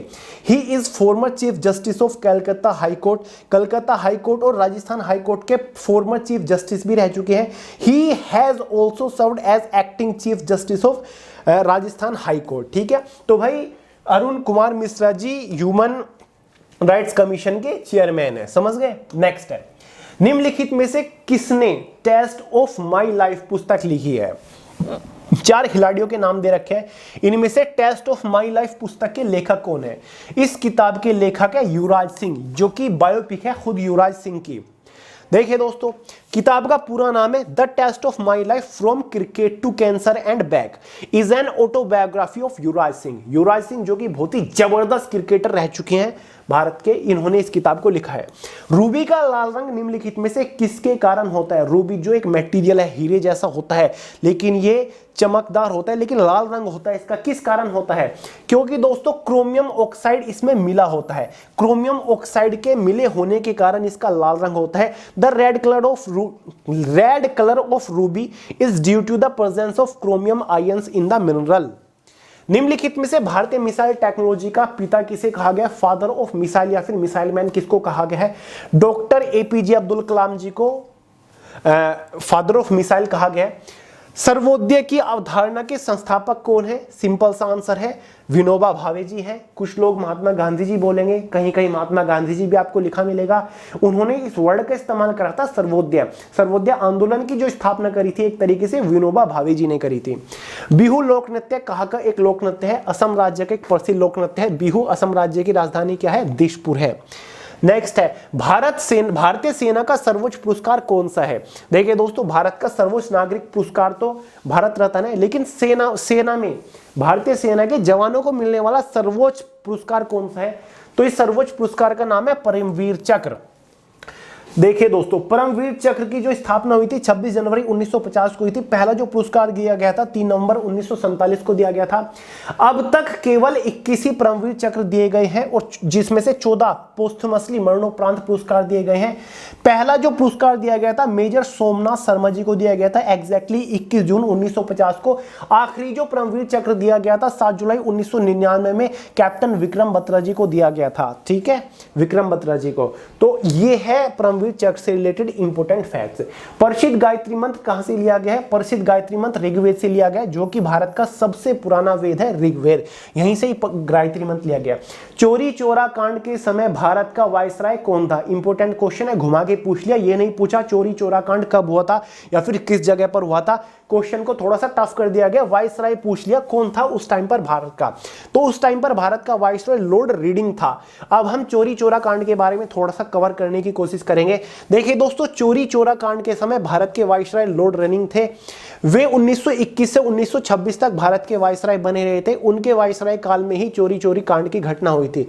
गोरखपुर में एक जगह है चोरी चोरा, जहां पर गुस्से में आई भीड़ ने एक पुलिस स्टेशन में आग लगा दी थी, जिसमें 20 से 22 पुलिसकर्मी जल के राख हो गई थी, जिसकी वजह से महात्मा गांधी जी ने नॉन कॉर्पोरेशन मूवमेंट वापस ले ली थी। दिसंबर 1922 में सीआर दास और मोतीलाल नेहरू ने स्वराज पार्टी का गठन कर दिया था। उसके बाद 1925 में केबी हैंडगेवोर्ड ने राष्ट्रीय स्वयं सेवक संघ की स्थापना की। रोलेट एक्ट निरस्त हुआ था। इसी टाइम पर भारत और इंग्लैंड में एक साथ परीक्षाओं का आयोजन भी हुआ था। भारतीय सेना के अधिकार स्वर्ण में भारतीयकरण की शुरुआत हुई थी। 4 फरवरी 1922 को एग्जैक्टली चोरी चोरा कांड हुआ था। ठीक है, उत्तर प्रदेश के गोरखपुर के चोरी चोरा में। महात्मा गांधी सदैव के लिए दक्षिण अफ्रीका से भारत कब लौटे थे? 1915 में महात्मा गांधी जी भारत आए। आते ही गोपाल कृष्ण गोखले जी को अपना राजनीतिक गुरु माना। महात्मा गांधी जी को जो जन्म हुआ था एग्जैक्टली 2 अक्टूबर 1969 में हुआ था गुजरात के पोरबंदर में। इनका जो निधन हुआ था 30 जनवरी 1948 को हुआ था। ठीक है, नाथुराम गोडसे ने इनको गोली मारी थी। समझ गए? नेक्स्ट है, वातावरण में कार्बन डाइऑक्साइड के बढ़ने से क्या होगा? जाहिर सी बात है, पृथ्वी का तापमान बढ़ जाएगा। क्लियर है? नेक्स्ट है, चेचक के टीके की खोज किसने करी थी? चेचक के टीके की खोज करने वाले एक अंग्रेजी डॉक्टर थे जिनका नाम था एडवर्ड जेनर। 1996 में चेचक एक भयंकर बीमारी आई थी बहुत पहले, जो कि फैलती थी, एक दूसरे इंसान से लग जाती थी। तो इसकी खोज जो करी थी चेचक के इंजेक्शन की, वो एक इंग्लिश डॉक्टर एडवर्ड जेनर ने करी थी 1996 में। सॉरी, 1796 में चेचक के इंजेक्शन यानी कि टीके की खोज किसने करी थी? एडवर्ड जेनर ने करी थी, इंग्लिश डॉक्टर। शॉर्ट में यहां पर जेनर लिखा हुआ है। नेक्स्ट है, मुदुरई का मीनाक्षी मंदिर किसको समर्पित है? कौन से भगवान को समर्पित है? तमिलनाडु के मुदुरई में एक टेंपल है, मुदुरई में, ठीक है, जिसका नाम है मीनाक्षी टेंपल। कौन से भगवान को समर्पित है? यह भगवान शिव और उनकी पत्नी पार्वती को समर्पित है। देख लीजिएगा, मुदुरई का मीनाक्षी मंदिर भगवान शिव और उनकी पत्नी देवी पार्वती को समर्पित है। इस मंदिर को मीनाक्षी अम्मन मंदिर भी कहते हैं। यह मंदिर वेगई नदी के दक्षिणी किनारे पर स्थित है। निम्नलिखित में से किस राज्य से कर्क रेखा नहीं गुजरती है? मेरे आज भी याद है, एनडीए के एग्जाम में बैठा था, जीएस का दूसरा ही क्वेश्चन ये था कि भारत के कितने राज्यों से कर्क रेखा होकर गुजरती है? शायद 8 राज्यों से कर्क रेखा होकर गुजरती है। क्वेश्चन में यहां पर पूछा जा रहा है कि इनमें से कौन से राज्य से होकर नहीं गुजरती? सिंपल सा आंसर है, उत्तर प्रदेश राज्य से होकर नहीं गुजरती, मध्य प्रदेश से जाती है, गुजरात और झारखंड से जाती है। इसी के साथ साथ और हमारे 5 राज्य हैं। देखिए दोस्तों, कौन कौन से राज्य से कर्क रेखा होकर गुजरती है? राजस्थान से, गुजरात से, मध्य प्रदेश से, छत्तीसगढ़, झारखंड, वेस्ट बंगाल। त्रिपुरा और मिजोरम, 8 ही हो गए ना, 1 2 3 4 5 6 7 8। हाँ, तो मेरा सही आंसर था 8। तो 8 भारतीय राज्यों से कर्क रेखा होकर गुजरती है। राज्यों के नाम मैंने लिखा दिया, उम्मीद करता हूं आपने नोट कर लिया होगा। मानव हृदय में कितने चैम्बर होते हैं? मानव हृदय में भी चैम्बर होते हैं, पार्ट होते हैं। तो मानव हृदय में टोटल 4 चैम्बर होते हैं, 4 पार्ट होते हैं। भारत में कब पहली बार राष्ट्रीय आपातकाल घोषित किया गया था? ये इंपोर्टेंट है। पहली बार नेशनल इमरजेंसी की घोषणा भारत के अंदर कब हुई थी? पहली बार, अब तक 3 बार हो चुकी है। पहली बार भारत के अंदर नेशनल आपात की घोषणा 1962 में हुई थी। ठीक है, एग्जैक्टली 26 अक्टूबर 1962 में हुई थी। चाइना वॉर हुआ था, चीन के साथ भारत का युद्ध छिड़ गया था, तब नेशनल इमरजेंसी की घोषणा करी थी पंडित जवाहरलाल नेहरू जी ने। उसके बाद दूसरी बार 1972 में पाकिस्तान के साथ जब विवाद हुआ था सीमा के ऊपर, तब सीमा मतलब बॉर्डर के ऊपर, तब सेकंड इमरजेंसी इंदिरा गांधी जी ने करी थी। तीसरी इमरजेंसी 1975 में इंटरनल डिस्टरबेंस हो गए थे, अंदर ही दंगे छिड़ गए थे भारत के अंदर, तब नेशनल इमरजेंसी की घोषणा करी थी। यानी कि अब तक 3 बार नेशनल इमरजेंसी की घोषणा हो चुकी है। डेट मैंने आपको बता दी है। ठीक है, वीडियो लाइक क्यों नहीं कर रहे हो यार? फटाफट लाइक कर दीजिए, जितने भी लोग देख रहे हैं। ठीक है, लाइक करिए, आगे बढ़िए, दोस्तों के साथ शेयर करिए। ठीक है, इतना इंपॉर्टेंट कंटेंट आपके लिए निकाल के लेकर आया हूं। 78 है, निम्नलिखित में से किस दिन सेना दिवस मनाया जाता है? सेना दिवस कब मनाया जाता है? देखिए दोस्तों, हर साल 15 जनवरी को भारतीय सेना दिवस मनाया जाता है। ठीक है, इंडियन आर्मी डे मनाया जाता है 15 जनवरी को। क्यों मनाया जाता है? इसलिए नहीं मनाया जाता कि भाई 15 जनवरी को या फिर इस दिन भारतीय सेना की स्थापना हुई थी, गठन हुआ था ना। क्यों मनाया जाता है ये देखिए। Field marshal KM. Cariappa taking over as the first commander in chief of Indian army. KM. Cariappa ji Indian army के पहले कमांडर इन चीफ बने थे 15 जनवरी को, इसलिए हर साल 15 जनवरी को इंडियन आर्मी डे मनाया जाता है। एग्जैक्टली अगर हम बात करें, इन्होंने अपना चार्ज संभाला था 15 जनवरी 1949 को। इंडियन आर्मी के K. N.. Cariappa commander in chief बने थे 15 जनवरी 1949 को, इसीलिए हर साल इंडियन आर्मी डे मनाया जाता है। किसकी जगह इन्होंने ली थी? जनरल फ्रांसिस रॉय बूचर, जो कि आखिरी ब्रिटिश कमांडर इन चीफ थे इंडियन आर्मी के, इनकी जगह इन्होंने ली थी के.एम. करियप्पा ने। क्या नाम था उनका? जनरल फ्रांसिस रॉय बूचर की जगह इन्होंने ली थी के.एम. करियप्पा ने, इसीलिए हर साल सेना डे मनाया जाता है। निम्न 8 अक्टूबर को एयरफोर्स डे मनाया जाता है। निम्नलिखित में से किससे ध्वनि नहीं गुजर सकती? लो भाई, तीसरा चौथा क्वेश्चन था इस टाइप का, अब वही क्वेश्चन आ गया, इसी टाइप का आ गया कि किस मीडियम से, किस माध्यम से साउंड नहीं गुजर सकती। तो सही आंसर आपका क्या होगा इन चारों में से? वायु से गुजरती है, क्योंकि वायु में ड्राई एयर में तो इसकी स्पीड 343 मीटर पर सेकंड होती ही है। जल से गुजरती है, क्योंकि यहां पर तो आपकी 1500 मीटर पर सेकंड इसकी स्पीड होती है। और स्टील इस्पात से में भी होकर गुजरती है। तो इसका सही आंसर हो जाएगा डी, ऑप्शन डी, वैक्यूम, निर्वात। ठीक है, वैक्यूम से साउंड नहीं गुजर सकती, ट्रेवल नहीं कर सकती वैक्यूम में। जहां पर कुछ नहीं है, एटमॉस्फेयर नहीं है, वहां से भी साउंड नहीं जाएगी। 80, इंकलाब जिंदाबाद का नारा सबसे पहले किसने दिया था? एक दोस्तों ये नारा है, किसने दिया था सबसे पहले? 4 ऑप्शन आपके पास है। इस क्वेश्चन का सही आंसर हो जाएगा भगत सिंह। भगत सिंह जी ने इंकलाब जिंदाबाद का नारा पॉपुलर किया था, पहली बार दिया था। लेकिन इस नारे को लिखा किसने था? इस्तेमाल करने वाले तो भगत सिंह जी है। लेकिन अगर क्वेश्चन एग्जाम में अलग तरीके से पूछ ले जाए कि इंकलाब जिंदाबाद का नारा किसने दिया था या फिर किसने लिखा था, और एग्जाम में भगत सिंह नहीं है, तो क्या लगाओगे आप?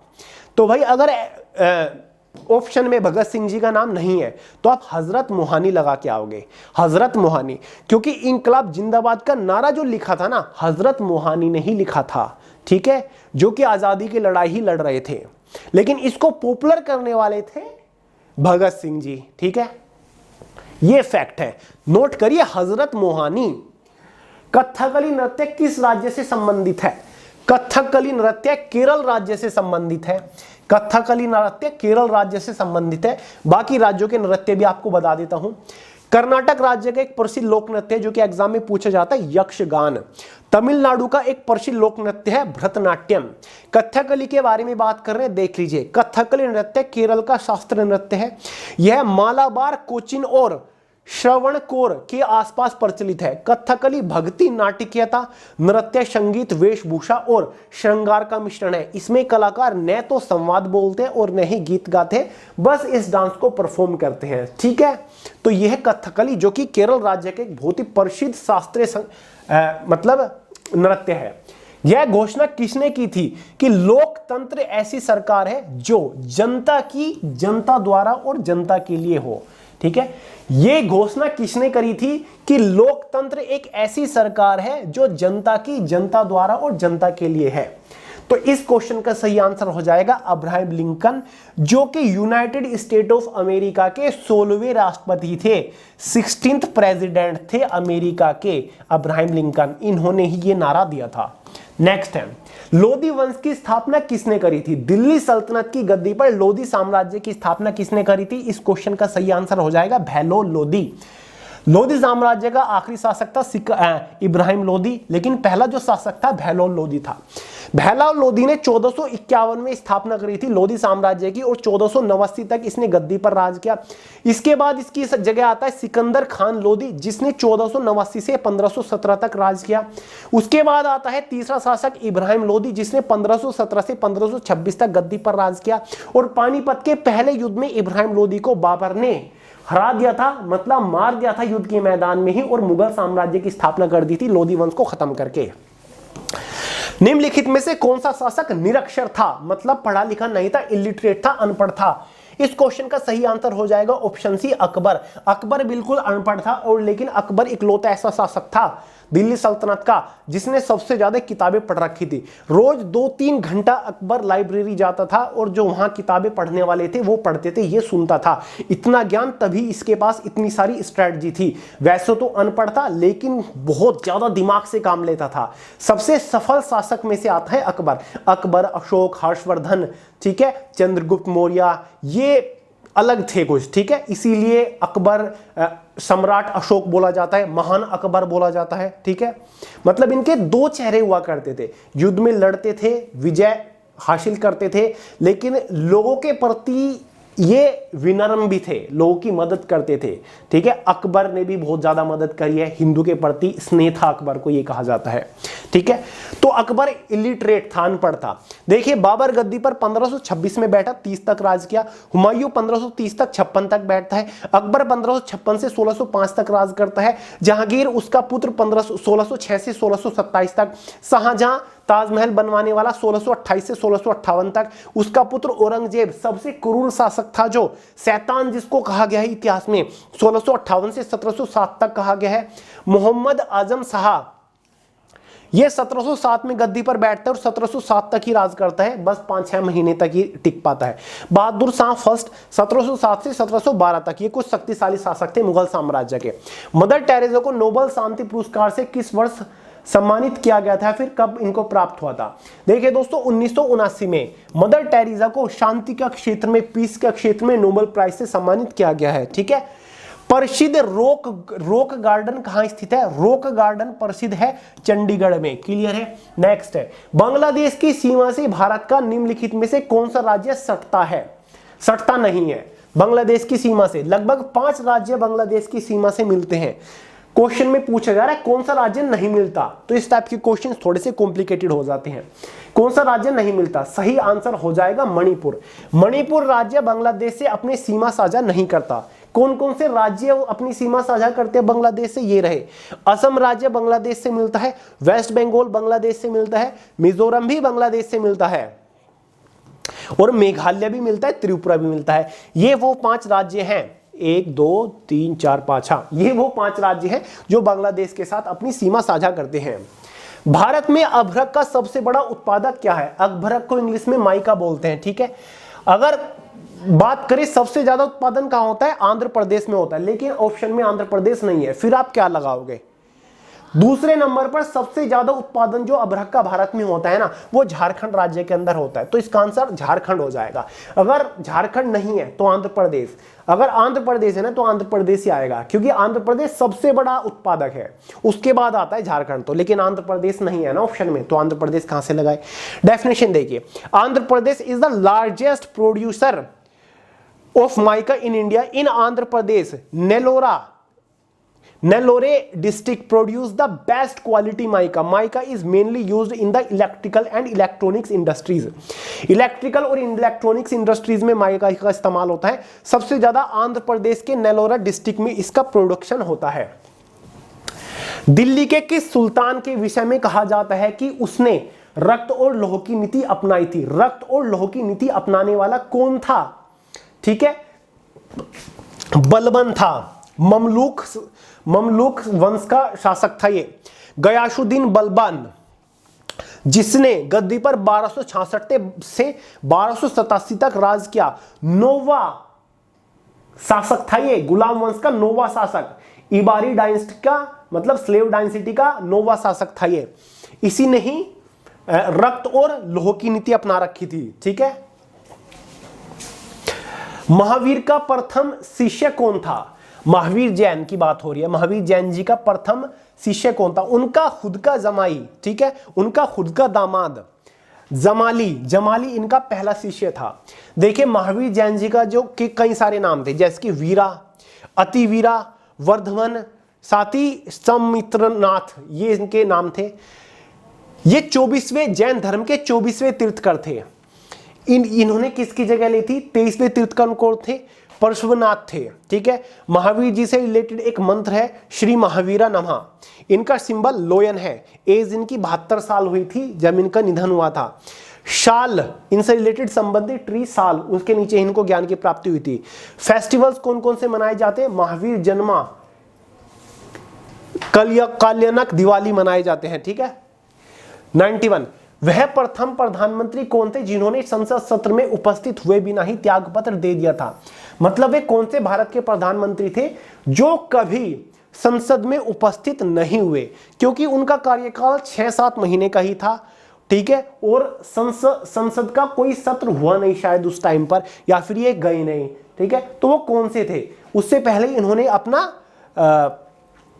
त्यागपत्र दे दिया था। ठीक है, तो इनका नाम है चौधरी चरण सिंह जी, चौधरी चरण सिंह। देखिए भारत के जो अब तक प्रधानमंत्री रह चुके हैं उनके कार्यकाल के साथ मैंने पूरी लिस्ट यहां पर दे दी है। पहले भारत के जो प्रधानमंत्री थे जवाहरलाल नेहरू जी 1947 से 64 तक। दूसरे गुलजारी लाल नंदा 1964 से। ठीक है,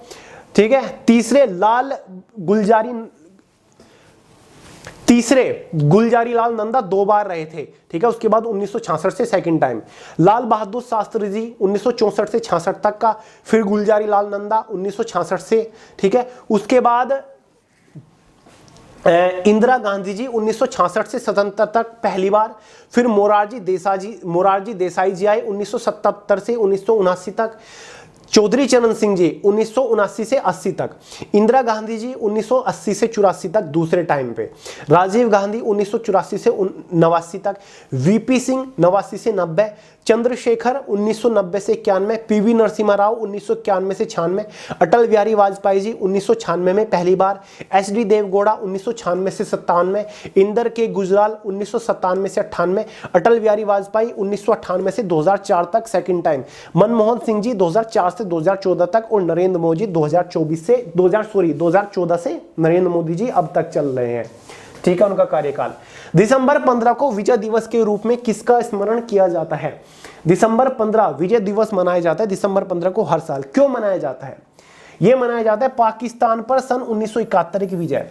देखिए दोस्तों, भारत के सैनिकों ने पाकिस्तान को घुटने टेकने पर मजबूर कर दिया था, और पाकिस्तान के ऊपर यह बड़ी विजय थी भारत की। ठीक है, तो इसी विजय के लिए 15 दिसंबर को हर साल विजय दिवस मनाया जाता है। ठीक है, विजय दिवस की घोषणा किसने करी थी? इंदिरा गांधी जी ने, उस टाइम की जो प्रधानमंत्री थी, उन्होंने इस दिन को विजय दिवस के रूप में घोषित किया था। मृदा रहित, मृदा मतलब मिट्टी, और रहित मतलब बिना मृदा कृषि को क्या कहा जाता है? यानी कि ऐसी कृषि, ऐसा एग्रीकल्चर जो कि बिना मिट्टी के किया जाता है, उसको जल संवर्धन बोला जाता है। नेक्स्ट है, डॉक्टर अंबेडकर के अनुसार कौन सा अनुच्छेद भारतीय संविधान का सबसे महत्वपूर्ण अनुच्छेद है? अब आप ये बताइए, डॉक्टर भीमराव अंबेडकर जी ने संविधान के कौन से अनुच्छेद को संविधान की का हृदय और आत्मा कहा था? कौन से अनुच्छेद को? ठीक है, या फिर कौन से मौलिक अधिकार को? डॉक्टर भीमराव अंबेडकर जी ने ही तो कहा था संविधान की हृदय और आत्मा। संवैधानिक उपचारों का अधिकार, संवैधानिक उपचारों का अधिकार हमारा एक छठा मौलिक अधिकार है, ठीक है, जो कि जिसके अंडर अनुच्छेद 32 आता है, ठीक है। अनुच्छेद 32, अनुच्छेद 32 में क्या कहा गया है, सबसे पहले ये सुनिए, अनुच्छेद 32 में क्या कानून है। देखिए दोस्तों, हमारे जितने भी मौलिक अधिकार हैं, अगर कहीं पर भी मौलिक अधिकार का उल्लंघन हो रहा है, ठीक है, तो हर एक नागरिक के पास एक अधिकार है, ठीक है। नागरिक उसके खिलाफ सुप्रीम कोर्ट के अंदर याचिका दायर कर सकता है कि भाई मेरे इस मौलिक अधिकार का उल्लंघन हो रहा है, या फिर यहां पर मेरा मौलिक अधिकार का मैं इस्तेमाल नहीं कर पा रहा हूं, तो इस चीज को लेकर सुप्रीम कोर्ट के अंदर नागरिक मतलब याचिका दायर कर सकती है, ये कानून है। तो इसीलिए संवैधानिक उपचारों का अधिकार अनुच्छेद 32 को कहा गया है। तो दोस्तों, संविधान की हृदय और आत्मा भी अनुच्छेद 32 को ही कहा गया है, ठीक है। तो डॉक्टर भीमराव अंबेडकर जी के अनुसार भारतीय संविधान का सबसे महत्वपूर्ण अनुच्छेद अनुच्छेद 32 ही है, और अनुच्छेद 32 संवैधानिक उपचारों के अधिकार के अंदर आता है, जो कि हमारा छठा मौलिक अधिकार है, और इसे ही डॉक्टर भीमराव अंबेडकर जी ने संविधान की हृदय और आत्मा कहा है। समझ गए। भारत में राष्ट्रीय युवा दिवस कब मनाया जाता है? लो भाई, ये क्वेश्चन दूसरी बार घुमा फिरा के आ गया। पहले तो क्वेश्चन कुछ और था, लेकिन मैंने ये भी डिस्कस कर दिया था वहां पर। भारत में राष्ट्रीय युवा दिवस हर साल 12 जनवरी को मनाया जाता है। 12 जनवरी क्यों मनाया जाता है? क्योंकि भाई 12 जनवरी 1863 में युवाओं की इंस्पिरेशन, युवाओं की प्रेरणा स्वामी विवेकानंद जी का जन्म हुआ था 1863 में ही, 12 जनवरी 1863 में। तो 12 जनवरी को उनकी जयंती होती है, इसलिए हर साल भारत के अंदर नेशनल यूथ डे मनाया जाता है, ठीक है। भारत का जो यूथ है, युवा है, उनके बताए रास्ते को फॉलो करता है। उन्होंने हमेशा मानवता के लिए काम किया था। उन्होंने ही रामकृष्ण मिशन की शुरुआत करी थी, जो कि एक एनजीओ, एक रजिस्टर्ड संस्था है। उनका जो निधन हुआ था वो 1902 में हुआ था, ठीक है। 4 जुलाई 1902 में इनका निधन हुआ था, स्वामी विवेकानंद जी का। याद रहेंगी सारी चीजें, सारे फैक्ट जो मैंने आपको अभी बताए। निम्नलिखित में से किस राज्य में हरेली का त्योहार मनाया जाता है? हरेली का त्योहार छत्तीसगढ़ राज्य में मनाया जाता है, धूमधाम से, संगीत के साथ, नाच गाने के साथ।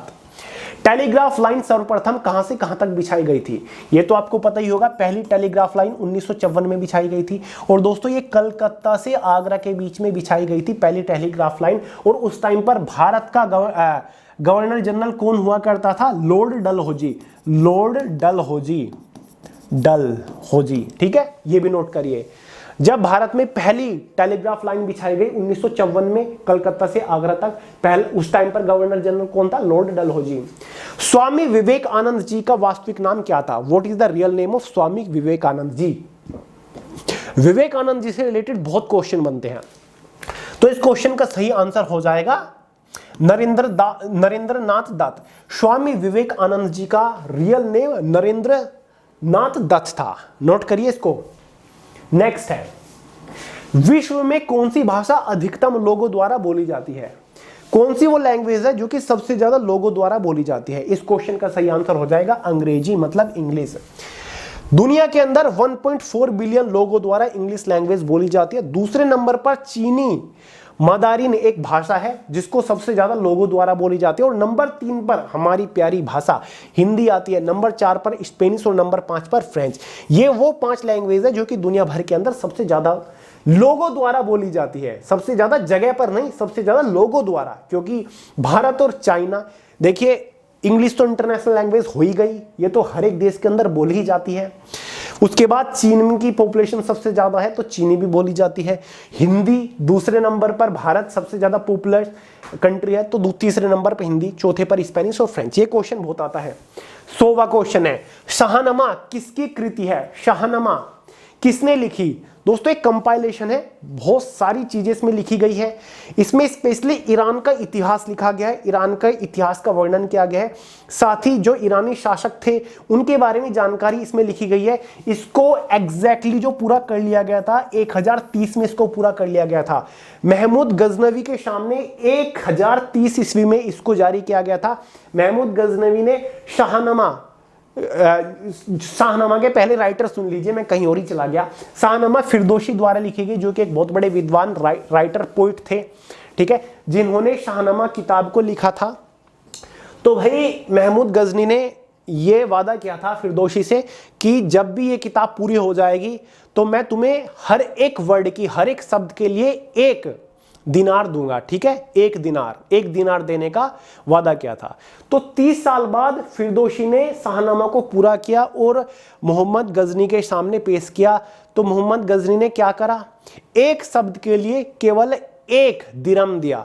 मतलब ऐसा हो गया, अगर किसी से वादा किया गया कि 1 शब्द के लिए 1 रुपया दूंगा और बाद में 1 पैसा दिया गया हो, ऐसा कर दिया गया, जिसके बाद गुस्सा होकर फिरदौसी दरबार से लौट गए और 1 भी पैसा नहीं लिया, 1 भी दिरहम उन्होंने नहीं लिया, ठीक है। जिसके बाद गुस्से में आके फिरदौसी ने कुछ और लाइनें लिखी महमूद गजनी के खिलाफ, जिसके बाद जगह जगह पर उनकी आलोचना होने लग गई, ठीक है, लोग उनके बारे में बुरा बोलने लग गए। जिसके बाद महमूद गजनी के जो दरबारी थे, ठीक है, उन्होंने रिक्वेस्ट करी महमूद गजनी से कि फिरदौसी की जो रकम थी, जो वादे किए गए थे, उसके हिसाब से उसको भुगतान कर दिया जाए। पूछा क्यों? क्योंकि जगह जगह आलोचना हो रही है, जिसकी वजह से हमारा सर शर्म से झुक जाता है। सारी प्रजा महमूद गजनी की बुराई कर रही थी, ठीक है, क्योंकि उसके बारे में लिखा था फिरदौसी ने। तो फिर ये बात मान ली गई। महमूद गजनी ने दिनारों की गाड़ी भर के भेजी। जैसे फिरदौसी के घर के बाहर वो गाड़ी पहुंची, देखा गया कि फिरदौसी का जनाजा घर से निकल रहा है, ठीक है। और उसके बाद उसकी एक बेटी थी लोती वारिश, जिसने भी इस धन को लेने से मना कर दिया था। तो ये कहा जाता है आज तक भी महमूद गजनी का कर्ज है फिरदौसी के ऊपर, जो हमेशा रहेगा। तो ये है पूरा किस्सा। तो इंपॉर्टेंट है शाहनामा क्या था, मैंने बता दिया। ये ईरान का इतिहास है एक तरीके से, और भी काफ़ी सारी चीज़ें लिखी गई हैं। शासकों के बारे में जानकारी इसमें मिलती है, ठीक है, और भी बहुत सारी चीज़ें इसमें लिखी गई है जो कि फिरदौसी ने लिखी थी, जो कि एक ईरानी राइटर है, ऐसा हम कह सकते हैं। दिसंबर 15 को विजय दिवस के रूप में किसके स्मरण के लिए मनाया जाता है, ये क्वेश्चन दोबारा से आ रहा है, बता दिया है। पाकिस्तान पर सन 1971 की विजय के लिए इस दिवस को मनाया जाता है। इंदिरा गांधी जी ने इसकी घोषणा करी थी। शायद लास्ट क्वेश्चन है आज की मैराथन का, यूनिवर्सल मानक समय का आविष्कार किसने किया था? यानी कि दोस्तों यूनिवर्सल स्टैंडर्ड टाइम का जो आविष्कार है वो किसने किया था? इस क्वेश्चन का सही आंसर हो जाएगा option C, Stanford Fleming. Stanford Fleming को ही फादर ऑफ स्टैंडर्ड टाइम बोला जाता है। स्टैनफोर्ड फ्लेमिंग जो कि एक इंजीनियर थे, ब्रिटिश और कैनेडियन है, ब्रिटिश और कैनेडियन, ये एक बहुत बड़े इंजीनियर थे।